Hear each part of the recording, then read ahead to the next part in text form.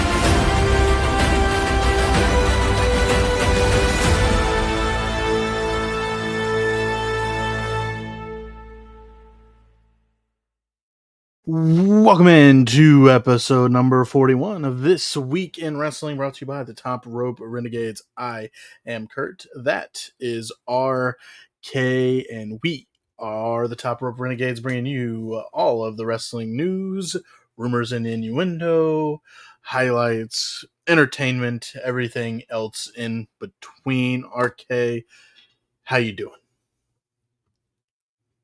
I'm doing about as good as you are when you find out that Trill London is officially NXT. You're alluding to Ricky Starks, I hope. No, his name has not been said. His name has not been said at all. And what's funny is, what if they're just like bringing us all along thinking it's going to be something like, oh yeah, by the way, signs contract. Okay. Grabs the mic and he Billy goes, Parks. oh yeah, I'm Billy Parks. I'm Billy Parks. No, Ricky Starks will be signing his NXT contract, or maybe formerly known as Ricky Starks. We'll find out on Tuesday on NXT. Got a lot of stuff to get into. Vengeance Day recap, of course, from NXT. They put on a good showing. Some news for the show. If you're an audio listener, if you would prefer to listen to only on audio, episodes 39 and 40 are available right now on Spotify, Apple Podcasts, Amazon, and Audible for audio only listeners. Some people don't want to, look at our ugly mugs, RK, and watch the YouTubes. They prefer to listen to the audio only, and we have done that. We brought that to the people, assuming our good buddy Brad. Hope you're doing good, Brad. Hey, you can't see me waving because you're an audio guy, but hey, Brad. Hi, Brad. Keep it up. Other than that, man, before we dive into something new we're going to be doing every week, LFG, Legends and Future Greats, debuted on A&E this past Sunday. 4 coaches, Undertaker, Booker T, Bully Ray, and Mickey James, coaching 16 up-and-coming future greats, quote-unquote. We're not going to dive too deep into it, but we're going to probably watch it every week and see what each episode brings. But episode 1 happened. Any standouts that caught your eye and whatnot? Yeah, that BJ kid. He stood out for the wrong reasons, but the right reasons at the same time. He has a fire in him that's, he cut that promo on Bully, and if he had just stopped when he finished, because Bully was like, actually, that was really fucking good, man. And then he started talking more shit. Yeah. It's like, yo, what the fuck are you doing at that point? He's Mm-hmm. he's got to find that balance and be careful because a very prominent CM Punk at one point was extremely good Yeah. on the mic, extremely good in the ring, but his chip on his shoulder kind of side railed his career for 10 years. Yeah, it did. Led him down a weird path, and he ended up in AEW. No, was it Punk's fault? Was it management's fault? I don't know. To each their own. A little bit He of both. knows. A little bit of Yeah, both. they did fire him on his wedding day, which was kind of wild. Looking back, still, but hey, business is Hey, the business. wrestlers get released because they dated people in the past, okay? Yeah, rumor has it. We'll talk about that here when we get into the news. Other than that, yeah, LFG. You said BJ Ray. He stood out to me. Shiloh Hill, Panay, Zayna Sterling from Ukraine, and then Tyra May Steele, the Olympic gold medalist. She's done it. I think she's made appearances on NXT Level Up actually as well. BJ Ray, for that matter, has been on NXT television too. He got kicked in the head by Carmen Petrovitz. Um, I think it was a couple months ago, but That was him, wasn't it? yep, BJ Ray, quote unquote, sexy BJ Ray is what he calls himself. He's All a right, well, frat settle boy. down there, Triple H, because Evander Holyfield's kid is also in Yeah, Elijah LFG. Holyfield. He's got the look. We'll see what he's got. Yeah, there's a couple good people that I think could steal the show. We're only one episode in, so we'll see what the future brings.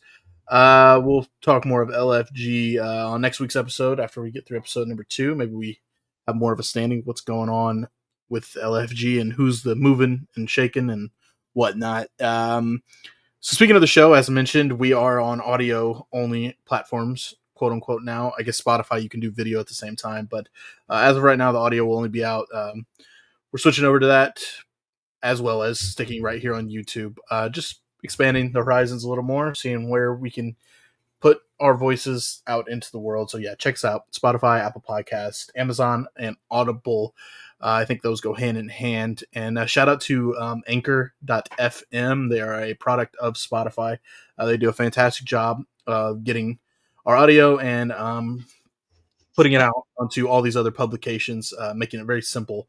So shout out Top to Rope Renegades, where we plug companies for free. they're doing us a good service. So Anchor.fm does deserve a No, little unless credit. they're giving us money, we got to stop plugging things. I think if we keep plugging them, there's a way to monetize. So I think we're going to keep doing it. Why are you whispering? Never can hear you. Yeah, I don't know. But no. So yeah, check us out on Spotify, Podcast, Amazon, and Audible. With that being said, we're going to start doing something new every week here. RK convinced me finally to We're do gonna it. start So something new every week. That's a yeah, we're lot gonna do of this work. every week. Yeah, we're gonna do a new segment every week. We're gonna start doing this every week, but this is the first iteration of it, even though we've trialed it like 5 times. Take it away, RK. And This what are we is getting literally take 22 of episode 41, just so you guys into? know. Yeah. There you go. Peel back the curtain, Mr. K. We got to go back killing to it. just talking on our Discord chat, sounding like robots. Take it back to the beginning. Now we're We'll watch trying to be all like, shows. oh, we're professional. Oh, we know what we're Yeah, talking what are we about. doing? Yeah, what are we doing, dude? We're not professionals. We're just having fun. We're having a good time. So let's do it. No, Let's do this. Yeah, anyways, everybody else does it. Kurt didn't want to do it because everybody else does it, but everybody else has done something else that somebody else has already done. I mean, there's not an original idea in this world anymore. That's why we're at the point of remaking movie after movie. I mean, what are we into the 22nd remake of Spider-Man now? Like, come on. Anyways, nonetheless, we are going to do 20 questions and we're going to find out about Kurt's love life. We're doing that now? Oh shit, this isn't the OnlyFans feed. Fuck. No, sorry, we're not doing that now. That's later. Get it off. That's later. My family watches I'm just this. kidding. Yeah, if you want to head over to OnlyFans, Kurt Gerald Jr., check him out. Anyways, nonetheless.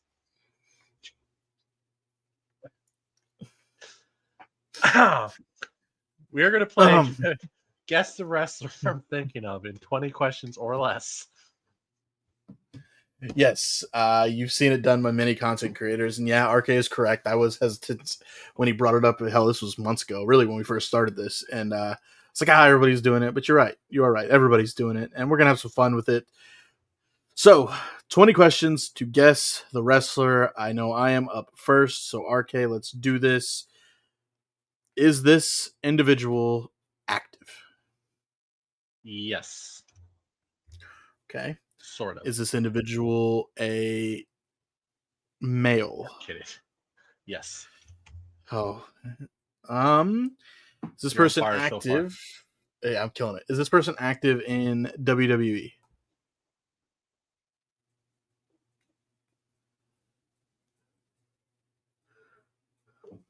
Okay, we had this argument on the last take. In WWE directly, no. Is this person in NXT? Yes.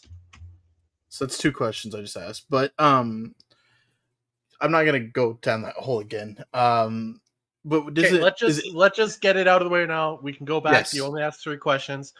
If they're in NXT, they're in WWE, but the titles Are are NXT a titles? separate brand. Yes.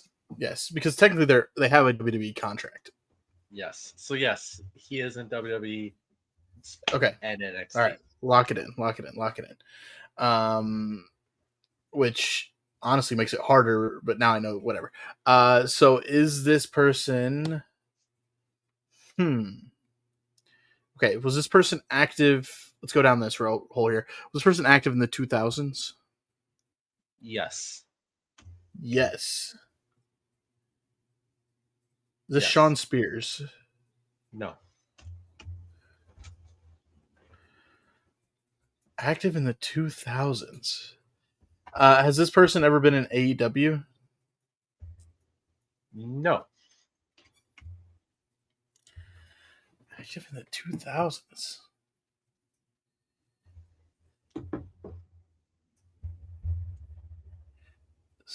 And they're still active today. And this Yes. person is in NXT. Yes. What is happening in my head now? Um, there's probably people that know already. They're screaming at me. Uh, Maybe. I would know. Obviously, I know though. right. Okay. Sean's not AW. Why did I ask that question if it was the job years? We, Is this? we are on just audio only, so whispering again, probably not. Yeah. Is this person? What I mean by active is this person compete in ring? I'll waste Yes. this question. I will waste that question. You Yes. never know if you're going down like a weird who's in a GM role or broadcaster thing there. Um. Oh shit.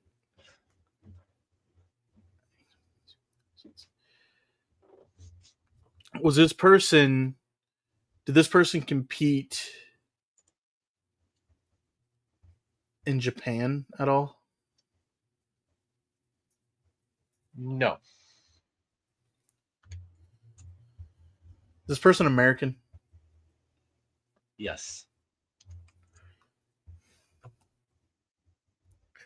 I've gotten nowhere. You really haven't. 2000s?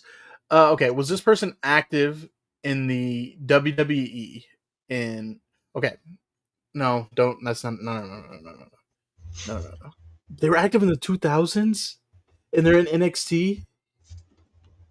Is this William Regal? No. They don't act in ring. What? Who am I missing? It's a male American in ring in And you went NXT. with William Regal, which is wild because he's Yeah, I don't know what British. that. Oh my god, I'm all over the place right now. Um, in NXT, has this person been a champion in? Hear me out. Hear me say this. In WWE.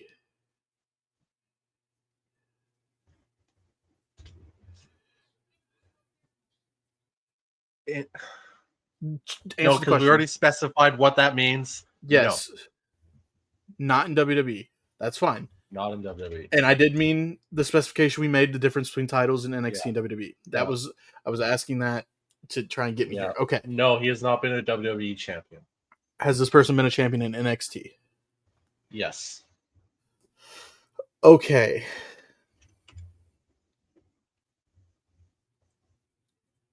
Is this Axiom? No.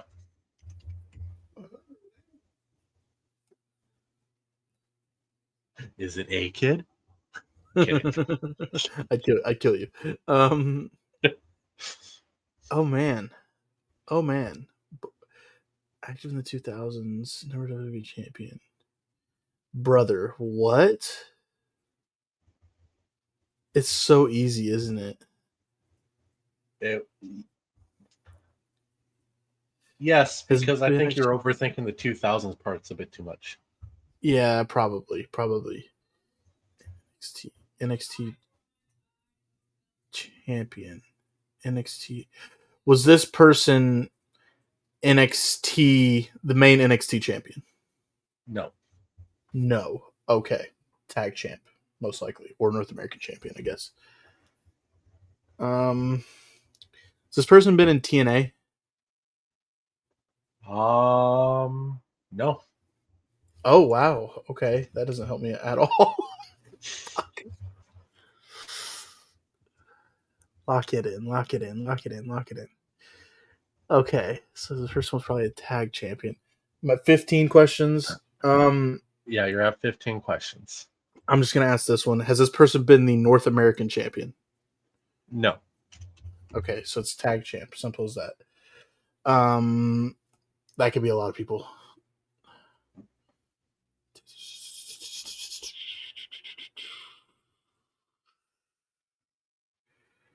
Is this Ridge Holland? No. Oh, was that a good guess? I'm not telling you. I don't know either. Is this active in NXT? Yes. Was active in 2000s. I'm overthinking that part. I get it. Was a former If you tag could think team all the way champion. back to when I said active in NXT and I hesitated, you might get a little help from that. Yeah, I get it. I kind of get it, but I get it. Is it? Was this person? What am I at? 17? I'm about to ask Yeah. 18. Yeah. Fuck. Not a champion. It was a male, American. Which you already proven I that know. you don't understand who's American and British, but Yeah. I did. that probably doesn't help you much. I'm probably like completely missing the mark here and just thinking in my head way too much. Is it Josh Briggs? No. Okay, I'm thinking. Okay, so I have 19 and 20 left. Okay, so my 19th question I don't want to waste, but I kind of am going to. Has this person been on the main roster of WWE? No. Okay. I mean, you can throw me the hint, but I have to do a big think session in my head. I don't even want to give you a hint without completely giving it away. Okay, that's fair. He's been involved in some pretty high profile stuff in NXT. Okay.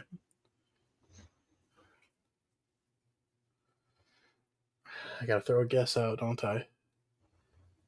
Hasn't been North American champion, hasn't been main champion, has been a champion, so the only championship is the tag team champion, so he's been a tag team champion. He's only been in NXT, but he was active in the 2000s, probably doing independent stuff.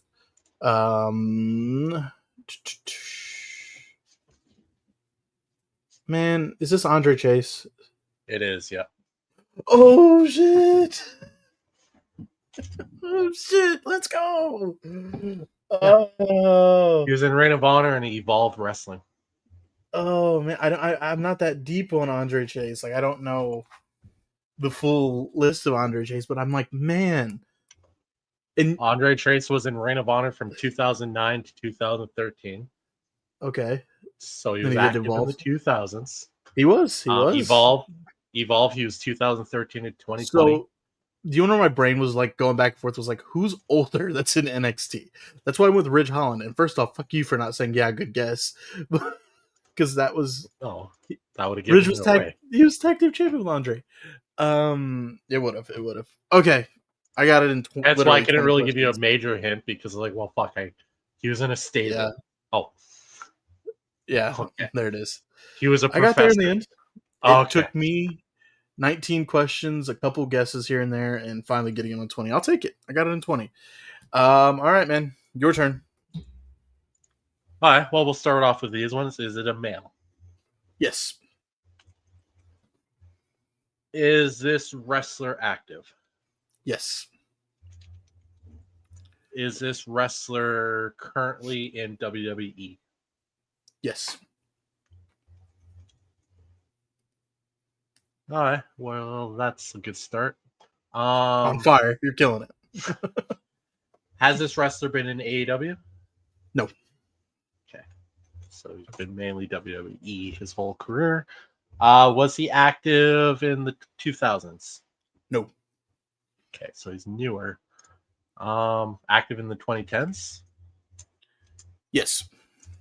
Okay, so he's been around for a bit, but not a long time. For a good time, yes.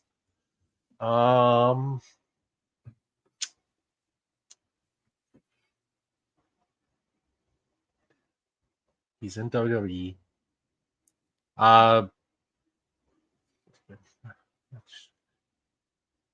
Is this wrestler? Can you see him? Yes, you can see him. I know John Cena's been around forever, but I just like that question. You can see him. Okay, I got that note down. All right. Has this wrestler been a champion Yes. in WWE? Yes. Okay. Has this wrestler been a champion in NXT? Yes. Okay. 1, 2, 3, 4, 5, 6, 7, 8, 9 questions. 10th question. Is this wrestler a single star? No. Oh. Okay. So he's a tag team specialist. Okay. Champion in WWE, champion in NXT. He's a tag team specialist. He's male, active WWE 2010s. Is it Johnny Gargano? No.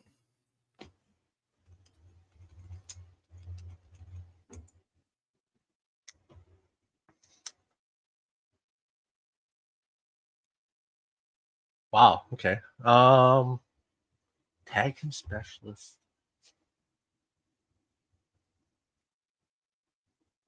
NXT champion. Was he? Well, a tag team specialist can win a singles title. So was he? Is it Johnny Gargano's partner, Tommaso Ciampa? No. Oh, yeah. It's not DIY. What are we at? 3, 6, 9, 12 questions? Okay. Wow. Okay. Tag team champion. No. Ooh. Fuck it. Has he been WWE tag team champion? Yes.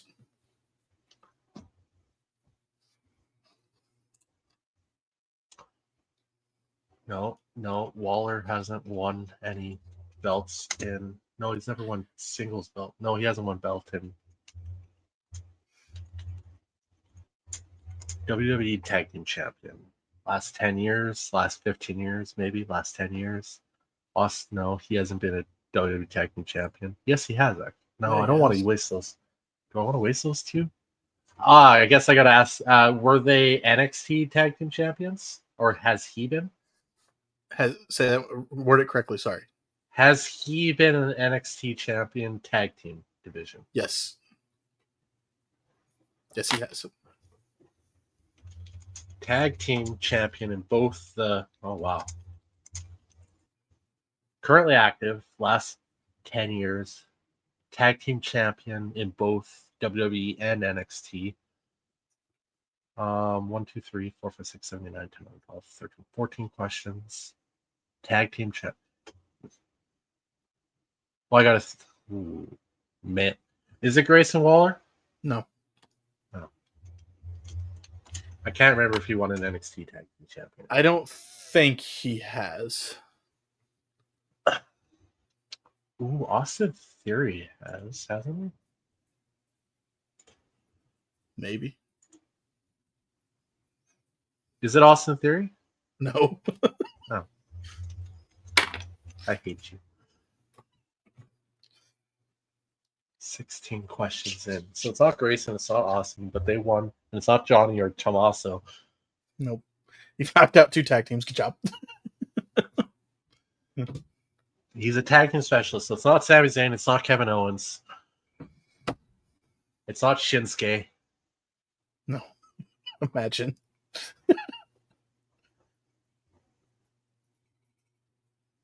No, it's not Axiom or Nathan Fraser. Will be one day, though. It definitely will be. 100% it will be. Or Nathan Fraser's just going to go shoot himself to the moon by himself. Very possible as well. But Axiom's also really good. So, I mean, it could both. It'll work out for both. I'm sure they'll both be fine. Give them all the gold on the main roster. Both of them be main champions and hold all the tag belts. Just do it. There you go. NXT champion, WWE champion. No. Wow, I am at a loss for words on this one. I really am at this point. Tag team.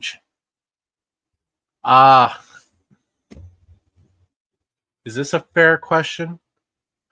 Oh, I got it. Is it Eric? No. Oh. Fuck it. Is it Ivar? No. Oh. I know they've won up and down, so that's 18 questions. I don't know. R-Truth? No.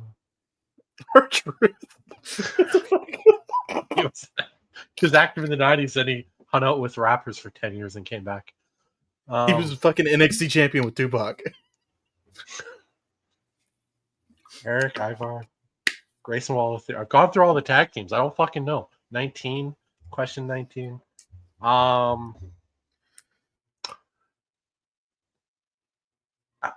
Has been tag team. Has been NXT. JD McDonough. No. Oh. Fuck. I don't know. I'm giving my clue. Oh, man. How do I give a clue without giving it fully away?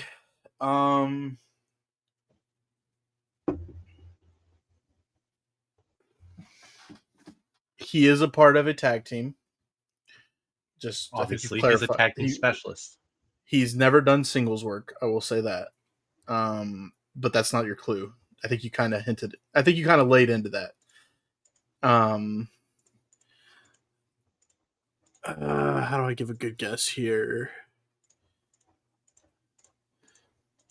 Him and his tag team partner have won the quote-unquote tag titles in WWE on Raw and SmackDown, and once in NXT. And this is kind of all-encompassing here.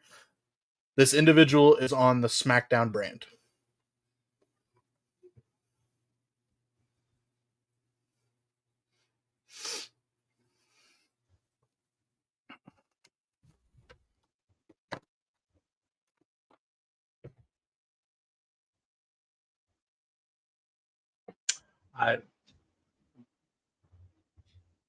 Why'd you just blow smoke in the camera?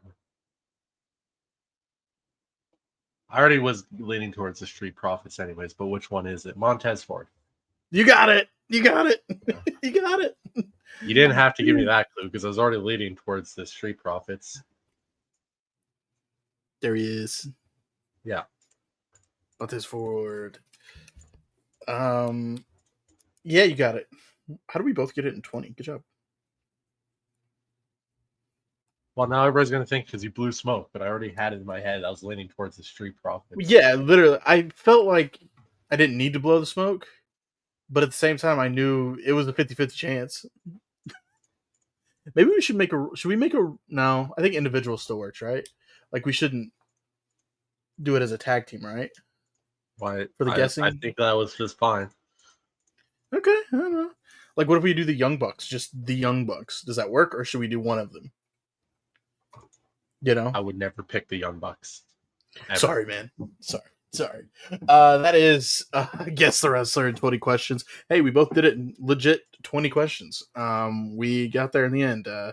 I guessed Andre Chase, and he guessed Montez Ford. Montez Ford. Yeah, Montez Ford. Do you want to know something crazy? I was kind of going through the wiki here. He debuted in 2015 and has only been in WWE his entire career. I think he was a part of the first group of like NIL crap. Maybe. Yeah. Yeah, well, I mean, he's loyal to Angelo, but that dude could be a single star. Oh yeah, he was a Marine. I forgot about that. Yeah. Like the Miz Marine? Like what Marine was he? Marine No, 9? he served in the United States Marine Marine Corps. 22? No, he served in the United States Marine Oh, Corps. I thought you were Imagine talking being about on a the battlefield. series. Imagine being on a battlefield and this motherfucker jumps 50 feet in the air over you and just fucking sprays you down. Like, Jesus Christ. Montez Ford is incredible. I agree. I think he could have an incredible singles run, to be honest. That leads us to the news, isn't it? It's time for the news, RK. The good old news, the rumors, the innuendo. It is the hits piece brought to you by the Top Rope Renegades and RK17 in theaters everywhere, July 17th. Yeah, I don't know. That was stupid, wasn't it? You don't like that? No giggles, no ha-has? Cool. Having fun. We're having fun. This is fun. I'm just gonna let you continue to dig a hole. It's fine. What hole am I digging? I ain't fucking jumping in that thing. You wouldn't join me in the hole? No. We can't go to war together? All right, fair enough. No. Against each other because anyway. Let's get into the news here. Leave it to the American bringing up politics. Gotta do it, man. Gotta do it. I bring it up once and Kurt bites my fucking head off and never fucking talk about politics ever. You're so fabricating that, but we'll let it slide. All right, here we go. One thing we won't let slide, RK, is the scam, the insanity that became Grand Slam, aka AEW Grand Scam Australia. So I'm gonna hit all these bullet points here. Originally a pay-per-view scheduled for the exact same night. Sorry, not even night, time slot of the NBA All-Star Challenge, the slam dunk contest, 3-point shooter, all that. It was changed from a stadium to a theater because the ticket sales were not good. They started running deals of like 2-for-1s. The ring was too small. Apparently, Imagine this. I'm going to stop you there. Imagine this. You're in Australia and you're down under. You're like, hey, mate, you want to go see that wrestling show? I'm pretty sure that was more, I don't know, that was a mixture of a whole bunch of accents. But you did every sort of accent under the sun that has. You ended Australian, but you started out Canadian. You went British. You had a little, for some reason, there was a little Scottish in there. I don't know what went on there. anyways, you want to go there, to that EAW show? It's Crikey, at mate. the stadium. It's at the stadium in Brisbane here. It'll be a great show. The front row tickets are only $1,100. You want to go? Fuck yeah, man, let's go. And then you show up to the day of the show and you're like, the fuck, this is a theater. And then you're talking to the dude next. He's like, hey, man, how much you pay for your ticket? Oh, me and my buddy, $20, 2-for-1 deal. What the fuck? Yeah, that's just the half of the situation. The ring was too small. Apparently, they did get it from an independent wrestling show company in the area. They brought their aprons, which were too large. There wasn't rings. They ordered that rain like 4 months in advance, though, so they had plenty of time to figure It's out. a whole thing on Twitter, man. Literally, talent were arguing with critics who didn't like the show on social media. The show was on a tape was on a delay, so everybody knew what happened already. It aired really late in the night. Oh, there was no. Oh yeah, it was mislabeled, by the way. It's a collision. Well, hold on. It was a pay per view. Then it was a collision, and then on Max it was labeled as Dynamite. Oh yeah, and there was no overrun, which we know AEW is notorious for having overruns. TNT wanted to air an immediate replay of the NBA All Star Weekend festivities immediately following Collision, so there was no overrun. And yeah, it's been a shit show. It was a shit show, and everybody's acting like it was fine. And they're going back there next year. Oh yeah, it'll be so great. It blows my mind seeing all the tweets. Dave Meltzer, defending it. Sean Ross Sapp googling his name, or not googling, searching in the search bar on Twitter to see if people are mentioning him. Somebody did mention him, didn't add him or nothing, and he just interjects himself into conversations because his ego is so small. Anyway, yeah, it was a shit show. I'm sure we're gonna have more. RK is gonna have more on it once we get through the news here in just a second. But yeah, it, I liked the argument before I go to the next news story that people said, well, WWE did Elimination Chamber and all that. They had their ring, they had the chamber, they got all that in Australia. And the response was, well, AEW doesn't have the funding and the money and stuff that Oh, WWE they has. sure the fuck do. One, you do have the money, and two, now You're getting we're in the situation where you $3.6 million a fucking week from WBD. There ain't no fucking way you don't have the money. and so now we don't want to compare ourselves to WWE. That's where they're at now. Dave Meltzer, of course, posted a editorial. Oh yeah, this was insane. About the viewership numbers for Raw on Netflix. We're not gonna get too deep into it. Dave was basically pretending to sound smart. Um, but the short of the long of it all, he said Netflix is manipulating the numbers. RK took it upon himself to Google to be sure that in the United States, public companies are required to provide accurate and truthful financial reports. I know viewership numbers don't relate to finances directly, but they do indirectly, and I highly doubt Netflix would fudge the numbers in any sort of way to risk any legal issues relating to fake numbers of any sort. Yeah. What is That's Dave just on a about? wild take. That's a wild take. Why would Netflix honestly give two shits about fudging those numbers? Yeah, they're in a deal for 5 years for a lot of money. I don't think they care if they well, they don't care. They're fine. Everything's fine. You're just trying to make it seem. I think you're right when you ordered it in the text. Dave just wanted to sound cool and smart. Yeah, I guess. it's wild. It's a wild take that he would think that a public company would risk lying about anything to do with anything with the company because they are publicly traded. Yeah, and They are just owned. watering. That 80% of the company is owned by shareholders. And Dave just wants to water down WWE because for some reason he can't stand WWE, as we know. Um, to each their own, Dave. You are having a rough start to 2025 after a horrendous 2024. So on we go to AEW sources. And if you guys don't know at this point, our news is really just a lot of AEW funny bullshit because we get a kick out of this throughout the week, sending us back and forth articles of just nonsense. And this actually, we'll see what you think about this. Sources say that talks between Tony Khan and Ray Phoenix are progressing to the point of ending Ray Phoenix's tenure with the company. Tony Khan has been apparently advised to put an end to this and is expected to be resolved soon. In other words, people that pay him and Dynamite and AW a lot of money said, "Yo, dude, like, what the fuck are you doing? You look like a jackass. You look like a right jackass, and no way you come out of this looking good." Yeah, he Just doesn't even come release out him. of it looking good right now because he just released Yeah. Miro, Malachi, and Ricky, and then Mm-hmm. refused to release Ray at the same time. That just doesn't help at all.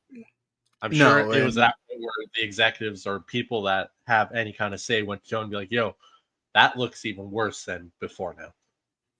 yeah, it does. It makes him look like a clown that he is, and Why wouldn't you just have thrown Ray Phoenix into the releases? You would have looked. You actually wouldn't have looked like the dickhead you look like now if you just would have added him on with Ricky and all of them when you released him. It would have been simple, easy, move on. Yeah, if you did But it then, everyone would be like, "Oh, okay, he's doing the right thing." Now it's just like, well, now he's facing backlash for releasing those guys and not releasing Ray, and that's why he's not releasing Ray. yeah, because he's petty, and we've learned in There's the no way you WWE. come out of this looking good, so you might as well just come out of it as soon as you possibly can and move on, Yep, yep. and then And release a video of the contract talks a year later to build up for a match at All In. I see what you did there. I see what you What? did there. It totally would be a plausible thing to do. that is the headlines And next year we can all from say, "Hey, look, Ray Phoenix is still selling tickets for AEW." there's the headlines from this week's edition of the hit piece. Let's get into the other articles of News Arcade. Yeah. So the belief within NXT is that WWE's recent releases were to make room for an influx of talent being called up to the main roster. Um, yeah, that's just how business works. You got new talent, you got talent you don't want anymore, or talent you're not using. You make space. You don't carry a roster of 325 wrestlers and only use 10 of them every week for 52 weeks straight. Um, Agreed. Originally, it's been rumored that WWE's original plans for Charlotte Flair was for her to work WrestleMania with Tiffany Stratton as a babyface, but the company has shifted to play Charlotte as the heel in the feud. I actually believe that report or the rumor just because of the fact that I said this last week. It's like, what the hell are we doing? They're like, she's filling out Mhm. what the crowd wants. It's like WWE didn't have a set idea for her when she came back, but the heel is the only way to go with Charlotte. Heel Charlotte is what works the best. I've seen, you weren't watching during this period. I've seen the face Charlotte. It doesn't work. It's not convincing enough to me. Charlotte Flair is one, a Flair. People are going to call you a Nepo baby. I love that term, by the way. Nepo babies. Be the heel. Use the clout. Be the queen. Be the bad guy. And yeah, you're right. They trotted her out there after the Royal Rumble, and I think they kind of told her, see what the crowd does. Go out there, trying to be the babyface, but then react with the crowd. She did that, and now we're here. And I think I don't know. Do you agree that Tiffany Stratton can be a good babyface? Tiffany, I think she could be, but she She just gets naturally cheered. comes off as a person you want to hate. A bratty princess, basically, Yeah, is the way I look at it. But but she I gets think she cheered. could be a face. So Well, yeah. Well, I that's the think the problem with the people, wrestling. That's the problem with wrestling fans now is they love to cheer the heel and yeah, think it's cool to be a heel. But what you're actually doing is watering down what they are actually trying to do, where they want to be hated. That's their mhm. job is to be hated, and you cheering them waters that down. So hey, fans, if they're a heel, I'm only allowed to cheer for them. The rest of y'all gotta fucking hate them. Which you bring that up when you look at Jacob Fatu. Would you consider him a heel? Right, he does heel things, whatever. But No, he's not a. He's a fringe. fringe. He's like There's a the word I was Stone looking Cold. for. He's like a Stone Yes, Cold. he gets He's a cheered. fringe. Um, Not a baby Tip, face, but he's not a heel because he's not just a right dick. He's right kind of just a monster. He's there you go. justified in what he does. That's a good way to look He at it. needs a shirt that says Jacob was right. That'll probably happen eventually. We'll see. Fightful Select continues to try to make this a big thing when there's absolutely nothing there. Drew McIntyre and LA Knight were supposedly fine working together on the February 7th SmackDown after the heat they had stemming from the Royal Rumble. What's more is McIntyre was okay with Knight's comments in his promo that night. It was never a story. It was never an issue. It was two guys doing working. By the way, I think is the way to look at it. Working the dirt sheets, working these people that think that their opinion matters so much more than anybody else's. Yeah, I mean, I don't know how many times I got to bring this up, but I guess I'll keep doing it. Is Drew Go McIntyre ahead. said, unless you've heard it from me personally or on WWE live TV, it probably didn't happen. Boom. Boom. That's the perfect. Sean Ross Sapp continues his hot streak and says Jordan Grace has effectively taken a pay cut to join the WWE, considering how she did with all her various income sources before signing with the company. I So don't know. twofold on this. If she did take a pay cut to join the WWE, that just proves that WWE is the place to be and people are willing to take pay cuts to go work there. Yeah. Two, well, AEW definitely doesn't have it. If they said, "Hey, y'all got to take pay cuts," so we're the fuck out of here because the only thing keeping us here is the money. You Yep. pay way too much of it to us for no reason whatsoever, but we'll take it. And two, I don't think she obviously got a raise from what she was making at TNA. So if you're saying that she's losing out on her own licensing deals of her own, like she did an OnlyFans for a little bit, the normal OnlyFans where she did workout videos, and she did still a lot of personal appearances. She's always at like the Barrios toy store and shit doing like signings and stuff. Yeah, she may lose out in that income, but she's gonna gain that income in merchandise. Her merchandise is gonna fly off the shelves, and they get a cut of that. Yep. Yeah, I think she'll make good money on her likeness. That is, the WWE will use her likeness, and she'll get a cut from it. I mean, the new WWE 2K25 game coming out. I assume Jordan Grace is not going to be in the main roster, the base roster, but they will probably put a DLC out of her in it, and she might. I think they get a cut of that, if I'm not mistaken. If they're in the game, all wrestlers do, because I saw Eric Bischoff talking about this. Somebody asked Eric Bischoff. They said, "Hey, I saw you're going to be in 2K25, but you said you don't have a deal with WWE at all or a Legends contract." And he's like, "No, they just still can use my likeness and I get a cut of it." So I assume it may not be a massive cut, or maybe it is. I don't know. And do you know, do superstars in WWE get quote unquote bonuses still for like competing in main events and whatnot? Is that still a thing? I don't think so, but that's because they have structured contracts now. Or back in the day, they were paid by show. Right, because I remember the whole stories of like, I think Bubba Ray brought it up where he's like, you wanted to be in a feud with a guy like Undertaker because you know Undertaker was going to make good money for his match and you get a portion of that and whatnot. But I Yeah, don't know if 100% that's, back when they were gig workers, but now they yeah, got legit contracts. So I don't see, I don't think it's a unless thing it's anymore. structured into their contract somehow, um, which wouldn't make any sense to sign a contract with that structured in because creative would just make sure you don't reach that bonus. True, true, So, true. oh, we got to pay her $1 million if she wins the title. Well, that ain't fucking happening. Never.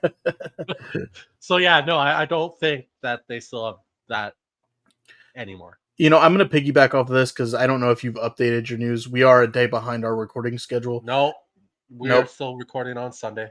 All right, never mind then, and we'll save it for next week. Next week on Top Rope Renegades, we'll have a Josh Alexander update. What's your update? The rumor. Well, I wanted to really piggyback off of the Jordan Grace stuff. If it's the same one that I already picked up on, then Well, the reasoning behind him going to AEW, most likely. has it been guaranteed? Because all I Nobody. read is that he's definitely signed a contract somewhere, but he hasn't announced it yet, and he went with the place that offered more money. Right, which would be AEW. Not necessarily. You think WWE would offer more money than AEW? But also, can I just say the person remember WWE has way more money than AEW. They do. The person that this is coming from is currently on our screens right now, and his face is down there in the corner. So believe what you want to believe, I guess. But carry on with the next story. Maybe it's reported where he actually is. It means nothing. It's true. Maybe next episode, on episode 42, we will know. Maybe Triple H is being petty and goes, "How much money does AEW offer you?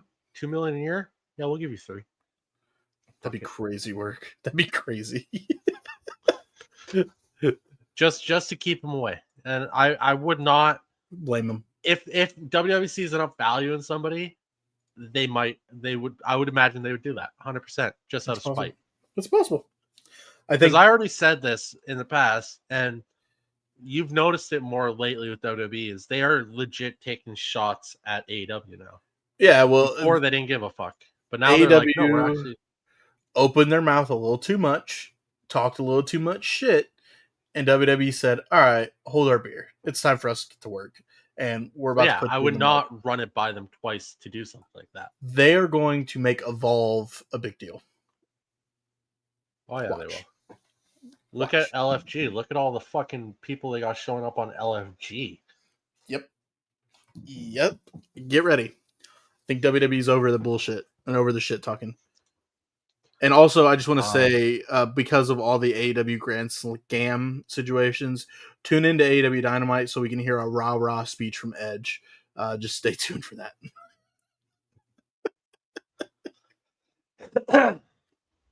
Ask Buddy Matthews how it went.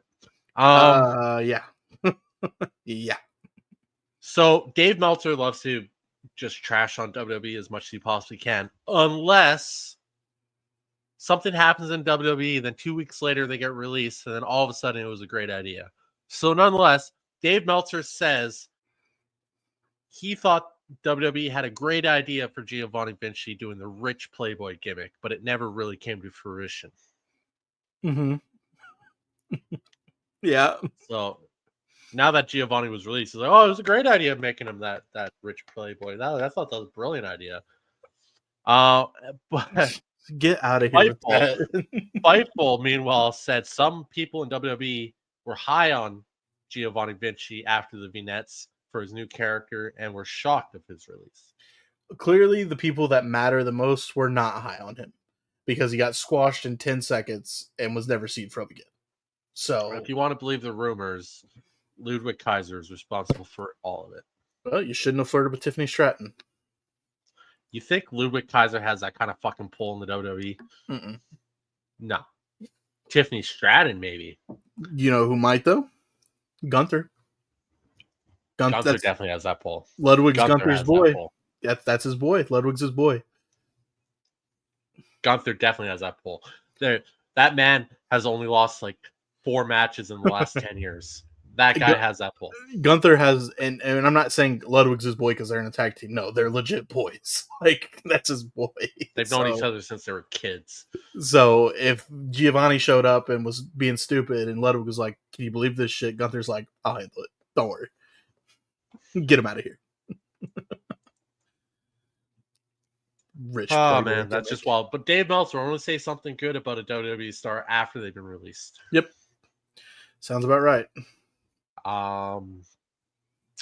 Fightful reports that there was creative for Blair Davenport to join Chelsea Green and Piper Niven's group on SmackDown. Mm-hmm. Yeah, we all could have told you that. We watched the SmackDown where they were talking in the background. We have eyes.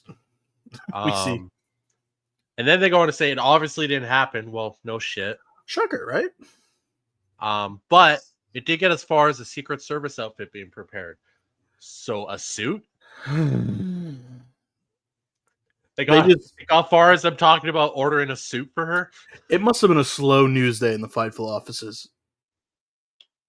Just wow. Speaking of Blair Davenport, Bully Ray, and this is what I was talking about earlier. Yeah. It's not out of the realm of possibility of this happening. It does seem a little far-fetched, but Bully Ray does know the inner workings of the wrestling industry very well. He's been around it for a very long time. And it is quite possible that maybe it does have a little something to do with it. But Blair Davenport, he said, was released from WWE. Not directly 100% the only reason, but one of the reasons being that she used to date Will Ospreay, and Will Ospreay earlier this year went on that huge, took shots at Triple H and Stephanie McMahon. Yeah, and you told me that, and I was kind of like, no, it just didn't make sense to me, right? Because they're not even together anymore. I mean, I don't know if they're friends still. They may be friends. She's married to Riley Osborne, who's in NXT. So I don't know. And then I kind of came to the conclusion. If Riley Osborne gets released next week, it's a conspiracy. Yeah, no shit. I think if true, it's very petty.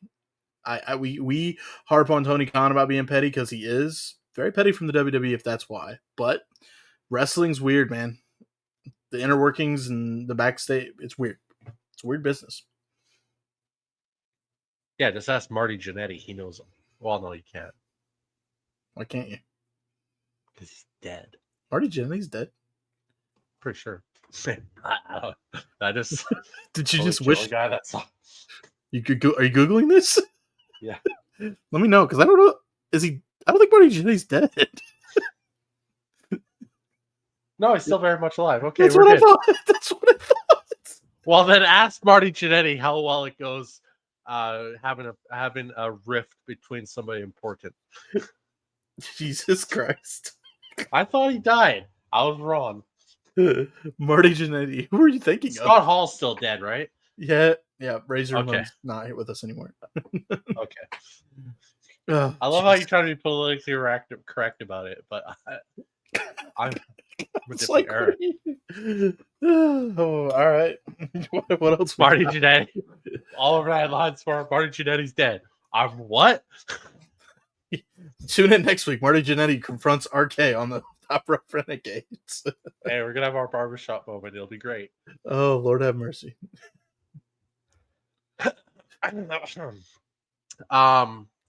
Last week, Wrestling Observer newsletter posted that Elijah, FKA Elias, had signed with AEW to be on their Reign of Honor brand. They then went on to say that Dave Meltzer speculates that Tony Khan hasn't given up on getting a TV or streaming deal for Reign of Honor with this signing.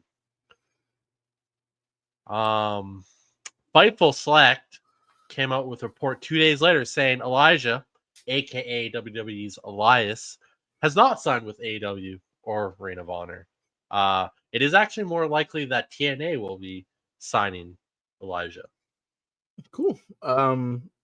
So I guess that Reign of Honor TV deal is now officially dead. You know in the what's water, right? just dawned on me, RK, when you read that out from both the Wrestling Observer and Fightful. They're fighting each other. They're fighting. This is like the second news story this week that they're fighting each other. Well, you know what else I just kind of learned in my head? There's always the argument about how Dave loves his New Japan and that this is, blah, blah, blah, and all that. People act like WWE isn't WWE and like they're not the most important thing in the world. But yet, if they're a former WWE person, they make sure to always include in these articles, formerly known as in WWE, blank. Well, yeah, because WWE That's where matter. they're known from. They're the biggest, the most important, the When best. when Malachi Black comes back to WWE and sign, I Right. guarantee you Fightful's report's not going to be like Malachi Black, formerly Aleister Black. They actually might. They might just to They be might not. fucking petty. I don't think they will. We're going to hold it. Yeah, we'll see. We'll see. We'll see. Bookmark that. Bookmark that. I do actually prefer Malachi Black over Aleister Black. So. That's fair. That's fair. I didn't hear about this. This is from that porn star doctor. Dr. Chris Featherstone? Yeah, it's a porn star name. I'm sorry, that dude's not a real doctor. He lost a lot of credibility.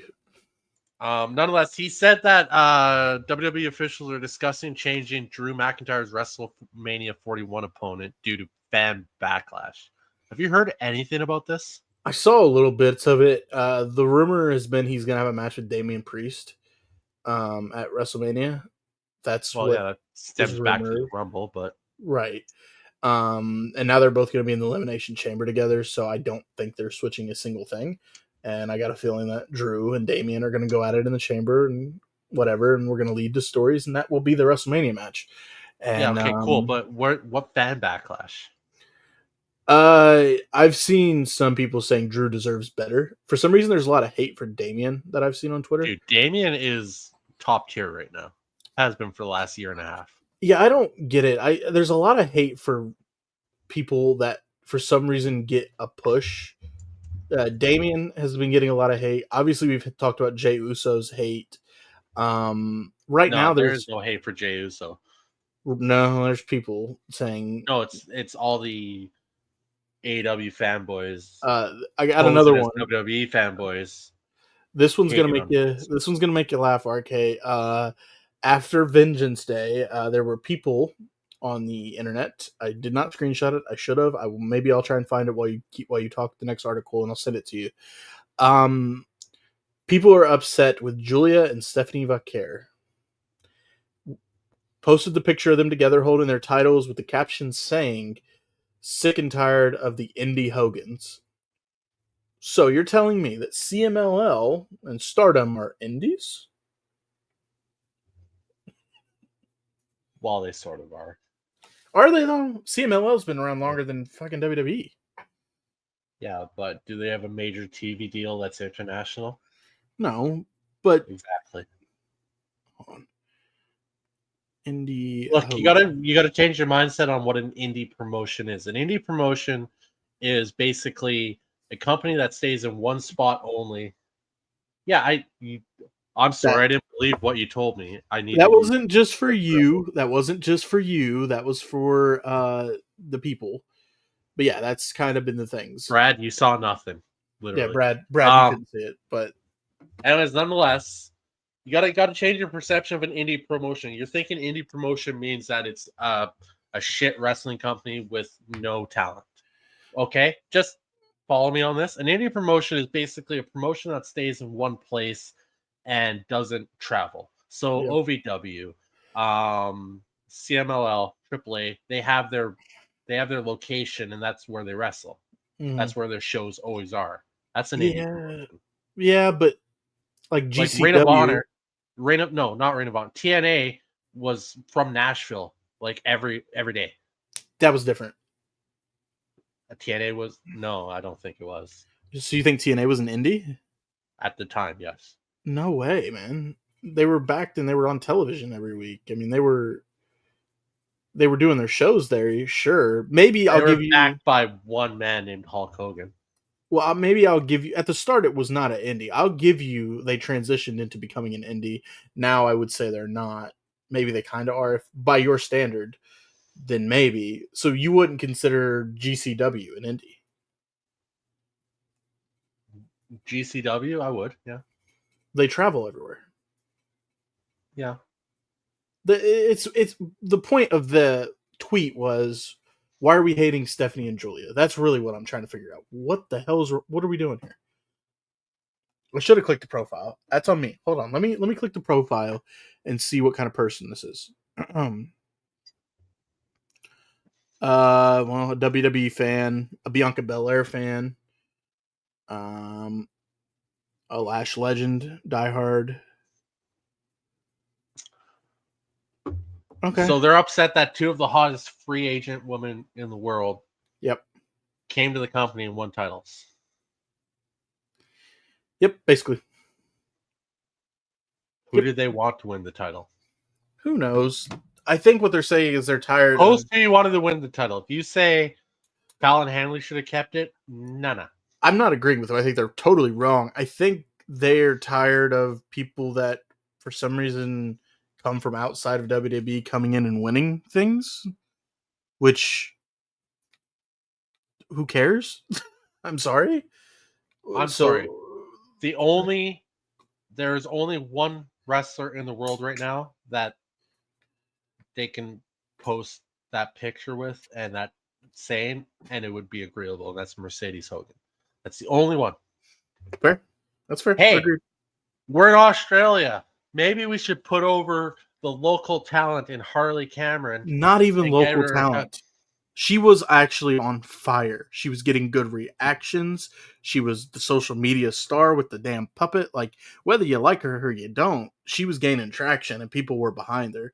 And now she's buried. And Mercedes Hogan said, "That doesn't work for me, brother." Never does. Not for her. Anyways, it is said that Jey Uso winning the Royal Rumble and challenging Gunther for the World Heavyweight title at WrestleMania 41 was the plan for quite some time and was not a last minute decision. Who Um, cares? Who cares? yeah, nobody cares, but that's Fightful for you. Um, Let's take something that's super obvious and make it a news article. Fightful.com. Forgetful There you go. says that Miro was heavily discussed for AEW storylines in 2024, but nothing came to fruition, and then he was finally released. I'm sure there was. The man that wrestled 13 matches in 4 years for the company was heavily discussed in creative. Yep, totally. They probably were having trouble figuring out which one of the 8 people that are on TV every week they could remove. Yeah, I don't know if it's gonna work. Maybe we shouldn't put him against the Death Riders. Probably not MJF. No, that wouldn't make sense. No. Anybody else? No? Nah, leave him at home. In an interview with Mas Lucha, El Hijo de Dr. Wag's the most wildest fucking name in wrestling. Said he talked with WWE before signing with AAA recently. He chose AAA because WWE wanted to have in his contract the ability to have him unmask if they decided to go that route in the future. Planeta Wrestling Pep Escaro described WWE's as a better offer than AAA and confirmed that the luchador went to AAA so he could guarantee he would stay masked. Hey, man, it's fine. If that's what he wants. That's what he wants. And Some luchas are. I'm sure in the WWE, he probably would have stayed masked the whole time. Look at Ray. Ray does not always stay masked. He's been masked for. Yes, but his mask comes off here and there. Hell, it happened with Xavier Woods recently, or start of the year. Anyways, So I mean, but I get. It's not like he's just unmasked. No. Anyways, nonetheless, that's what he wants. That's what not like Ray in WCW when he literally went on a run without his mask. Yeah, he did not like that. He's even said that in interviews. He was not happy with that decision. He had like horns. He had like little horns at one point too. It was weird. Anyways, it is believed that WWE is planning to announce the Silverdome in New Orleans as the venue for next year's WrestleMania 42. Huh? What? The Silverdome, brother? Yeah. I think you mean the Superdome, brother. Oh. All right, cool. Well, anyways, the announcement is expected to be made before WrestleMania 41 in April. Yeah, it should be pretty cool. They've hosted WrestleManias before. WrestleMania 30 stands out to me. 3 of them. I don't know if 30 was the most recent. I assume it would have been. That was the Daniel Bryan triumphant big moment, winning the titles in that triple threat match. Yeah, they just hosted the Super Bowl as well at the Silverdome, brother. Yeah, New Orleans is a good town. Good town. Bucket list of mine. I've never been to New Orleans, but I kind of want to go. Try some food, cuisine. We got to get rich, man. Gotta get rich. Yeah. Yeah. Do you hear that, people? Make us rich. Isn't that how social media works? Yeah. Make us rich. Somehow, some way, but I don't know. You got to get lucky, I think, in this world, and apparently we're not very lucky. We're just 2 dudes talking about wrestling. Yeah. I don't know. Cool story. Forgetful. See, we're gonna get that to catch on with everybody. Once I see Forgetful pop up in other people's posts, I'll be so happy. I used it and got blocked by Sean Ross Sapp. So, well, I mean, that's a start. Start the Forgetful revolution, people.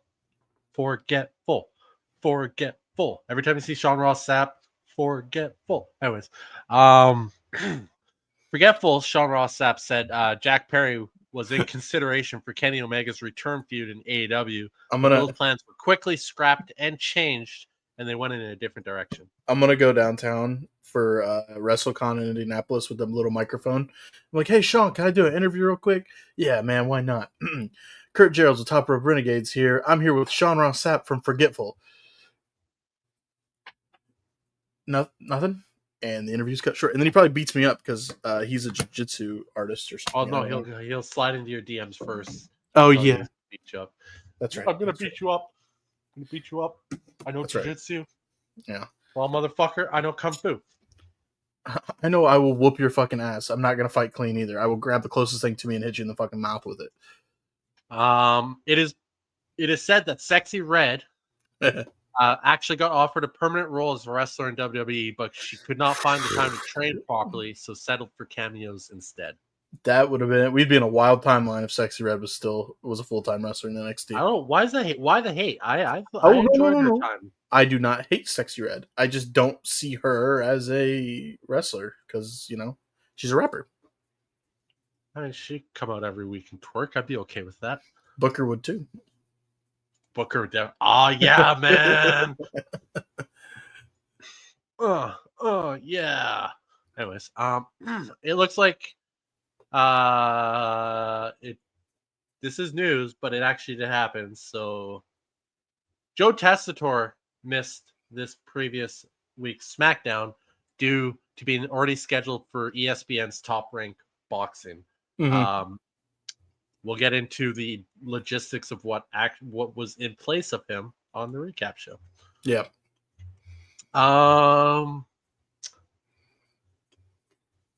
After being released by WWE, Carl Anderson has filed to trademark the terms automatic and AKA. So he's going to be going by automatic Carl Anderson.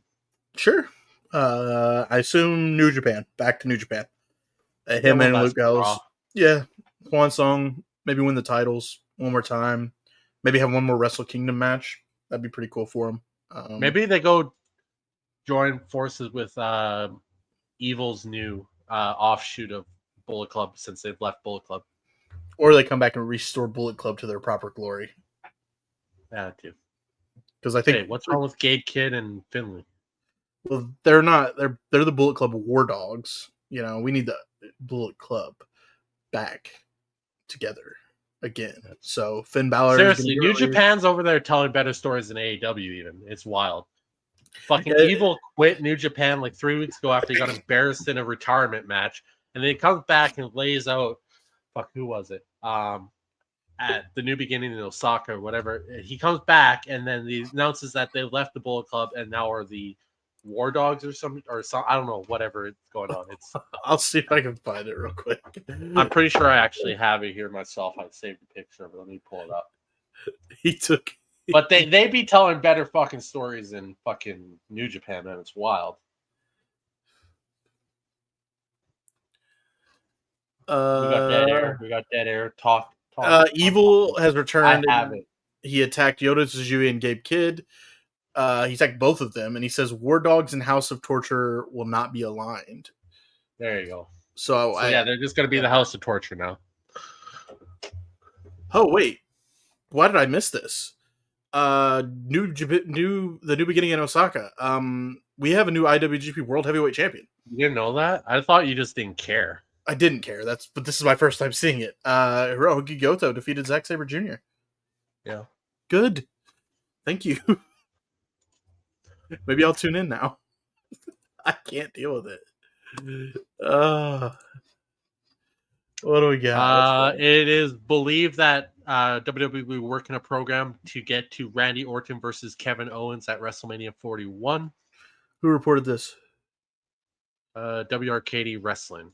Well, they're just in the same boat as everybody else because, duh. Also, shout out to Jackie Redmond. She's on my TV screen right now. Oh, that means she's not going to be on Raw tonight. No. Is WWE talent on TNT again? Yeah, Jackie Redmond is on TNT right now. Okay, cool. She's doing an interview with Sweden's head coach. It is believed that former AEW stars Miro and Malachi Black will be back in WWE very soon. Good. Talking about creative for the both of them. Good. I wonder when we see them again. That's kind of the question now, right? Do they wait till after Mania because you have a lot of stories already set in place, or do you do it sooner?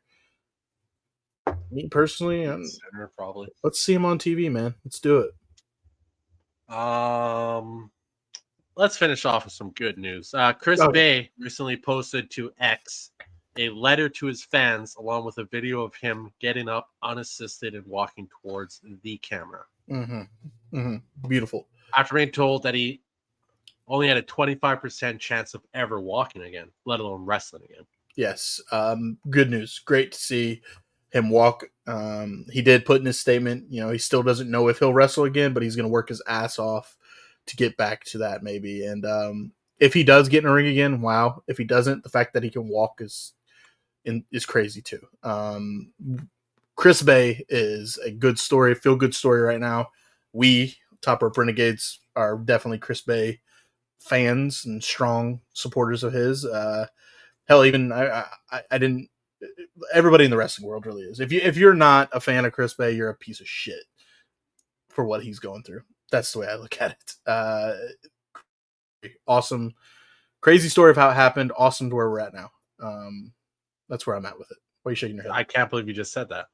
It was a crazy story with the injury that happened, and it's awesome that we are where we are now with it. That he is walking. No, the fact that you said if you're not a fan of Chris Bay, you're an asshole. Piece of shit, actually, is what I said. Oh, piece of shit. Let me clarify what Kurt means. If you're not a fan of his story of his recovery, That's, you're yeah, an you can asshole. clarify. That is what I meant. Thank you You for can clarifying. still not like Chris Bay. It's Totally preference fine. right. If you don't like Chris Bay, I don't think you know ball. You don't know game, bro, because he's actually really good in the ring. But yeah, Chris Bay and Ace Austin. Yeah, Fucking great tag team. amazing fucking tag team. Yeah, I hope he can get back in the ring. If not, glad he's alive and he can walk, because the injury was scary and the situation was scary. But good news, great news. Who we reported a couple weeks ago? Rob Van Dam. Rob Van Dam. Yep. He believes Chris Bay will be back. Yes, he was very adamant about that too. So I hope to see Chris Bay back. And Rob Van Dam and his wife, they're very good friends of Chris Bay and his family. So. Mm-hmm. Alrighty, that means it is time to get into Monday Night Raw's recap. We're good, right? I think you were in it with a good news story. Did I cut you off? I'm sorry if I did. No, it's just usually you have to pee by now. And you gotta no, man, I'm gonna try and knock this out. We're gonna try and knock this out in one take. This is the first take, dude. We don't do retakes, man. First take of take 23. Boy, this has been a rough episode to get done, isn't it? Let's kick things off with Monday night. Yeah, because Kurt's been a jackass the whole time. Jesus Christ. I will cut this shit off. He was basically gaslighting me for the last 22 takes. It's amazing. I'm gaslighting him for gaslighting me. I don't even know what's going on anymore. I'm just trying to watch the hockey and do a podcast at the same time. And by the way, USA and Canada, they are set in stone for that. Whatever. Again, if you care about hockey, whatever. But they're gonna lose to Sweden for some reason because everybody's not even playing. Anyway, let's get into it. Monday Night Raw from Nashville, Tennessee, Smashville. RK, you ever been to Nashville, Tennessee? I have not. I don't think we're allowed down there right now. Oh yeah, until you agree to be 51 or something like that. I don't know. That's weird. Can I go there? Can I go to Canada, or is that say you can come to Kelowna? We call it Kelowna-fornia because it is absolutely gorgeous here. There's lots of wine. There's lots of hot bitches. Dude, I can attest to that. Listen, there's something. Canadian woman. I'm just saying. Yeah. I'm just saying, bro. I'm just saying. Hey, if shit goes to, if it gets real shitty here in the United States, look for me a house or apartment somewhere in Kelowna, and then got a basement suite, man. There we go. I'll move in. Next episode, we're set up on a couch, and it's me and him in the same room. Hey, so then the OnlyFans really starts. Whoa. Whoa, dude. Pause. Hey, you started it. Anyway, let's get into Raw. But Nashville, Tennessee is beautiful. Broadway, good times to be had up and down Broadway in Nashville. Right on the Strip. I've been there a couple times. I went to a Black Keys concert at the Bridgestone Arena where the Nashville Predators play. Good times, man. I recommend once all this is over and you're allowed to come to the United States, go to Nashville, Tennessee. If you're allowed to come to the United States. Or if you're a citizen of the United States. I don't know. Government's weird. Monday Night Raw, though, We're still allowed there. I know. Our governments are just making it seem like there's this big giant rift between us. They are, and then we're just sitting here like, anyway, so let's watch Monday Night Raw. Wrestling, it brings the people together, people. It really does. Then, now, and forever. You got it. Yeah, you did it. You killed that. Rey Mysterio, Logan Paul, Lyra Valkyria, and Bayley. She's got a basketball, by the way. She was an NBA All-Star Celebrity Game contestant. Did you catch the game, RK? No, You no. didn't miss much, Unless man, Toronto Raptors are winning the NBA championship, I don't really care.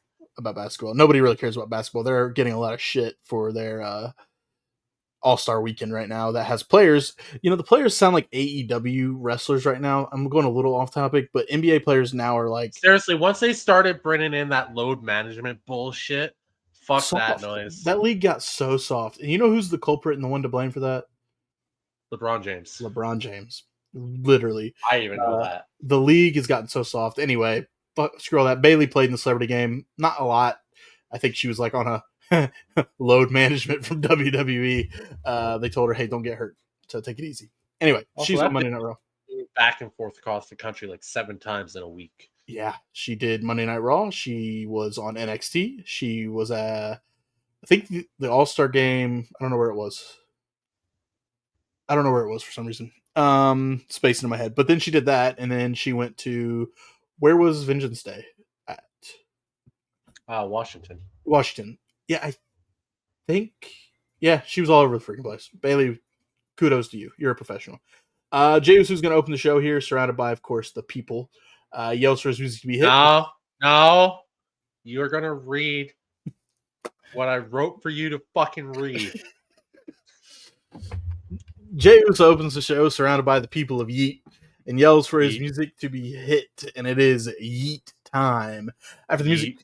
cuts, the people of the Yeet want to yeet Yeet. one more time. Yeet. Let's Yeet. again. Off camera, Gunther slides into the announce table.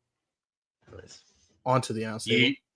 I skipped a line. Gunther slides into the ring, takes down Jay from behind. Gunther hits him with a suplex onto the announce table. Jay catches a painful chop and a big boot for his efforts of trying to fight back. Gunther rips off Jay's shirt and delivers another monster-sized chop to the bare chest. The fans are yelling, telling Gunther he sucks. So he rewards them. He rewards people. Gunther is a giving champion, RK. He's a people of the he's a champion of the people. He is a man of the people of Yeet, and he gives them what they want.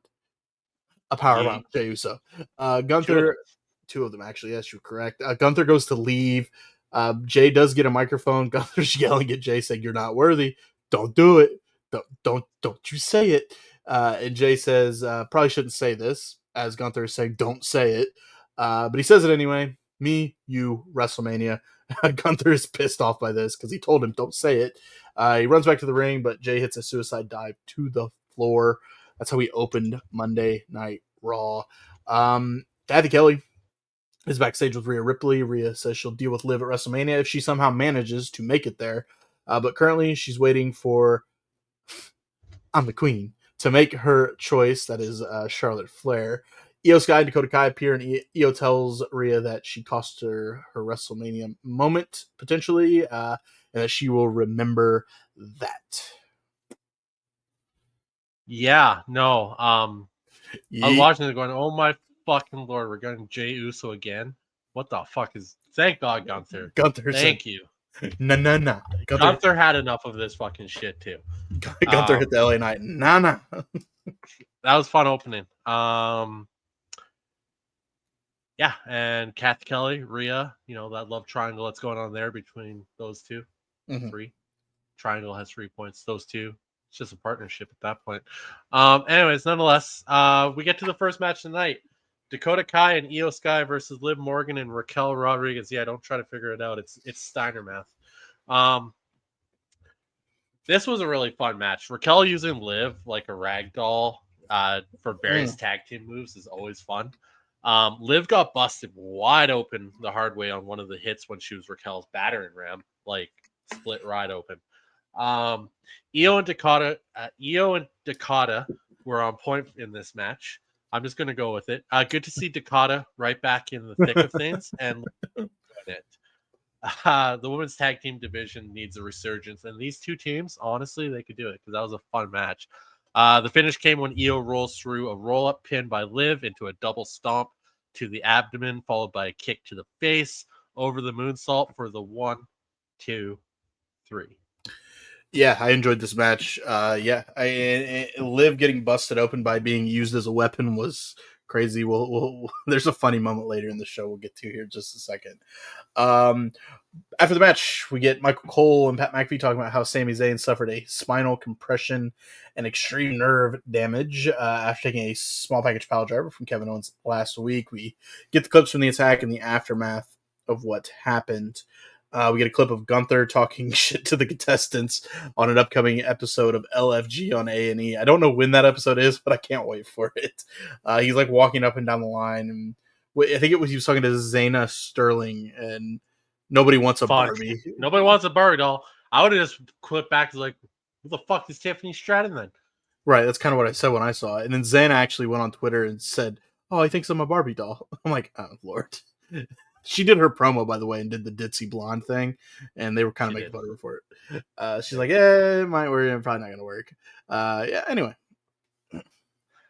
So we're into the next match. It's elimination chamber qualifying match between Bayley and Lyra Valkyria. These two were trying to do a lot of things in this match, and some of it came off looking sloppy shop at times. You could tell they were trying to put on a banner, and the timing of things just didn't work out. I don't really think there's much to worry about that. I wouldn't read into it deeply. Bayley's the veteran that she is, and Lyra is very good upcoming star too. I think moving into the future, I think we're going to get some instant classics from these two once they figure each other out in the ring and how to work together. The talent is all the talent in the world is there. Bayley looks great with almost anybody, so I think it was just a timing issue that if they work that out, those two are going to put on banner fucking matches. Yeah. The finish of this match came when Lyra goes for the La Magistral. Magistral. Magistral. You're on it. I didn't know that.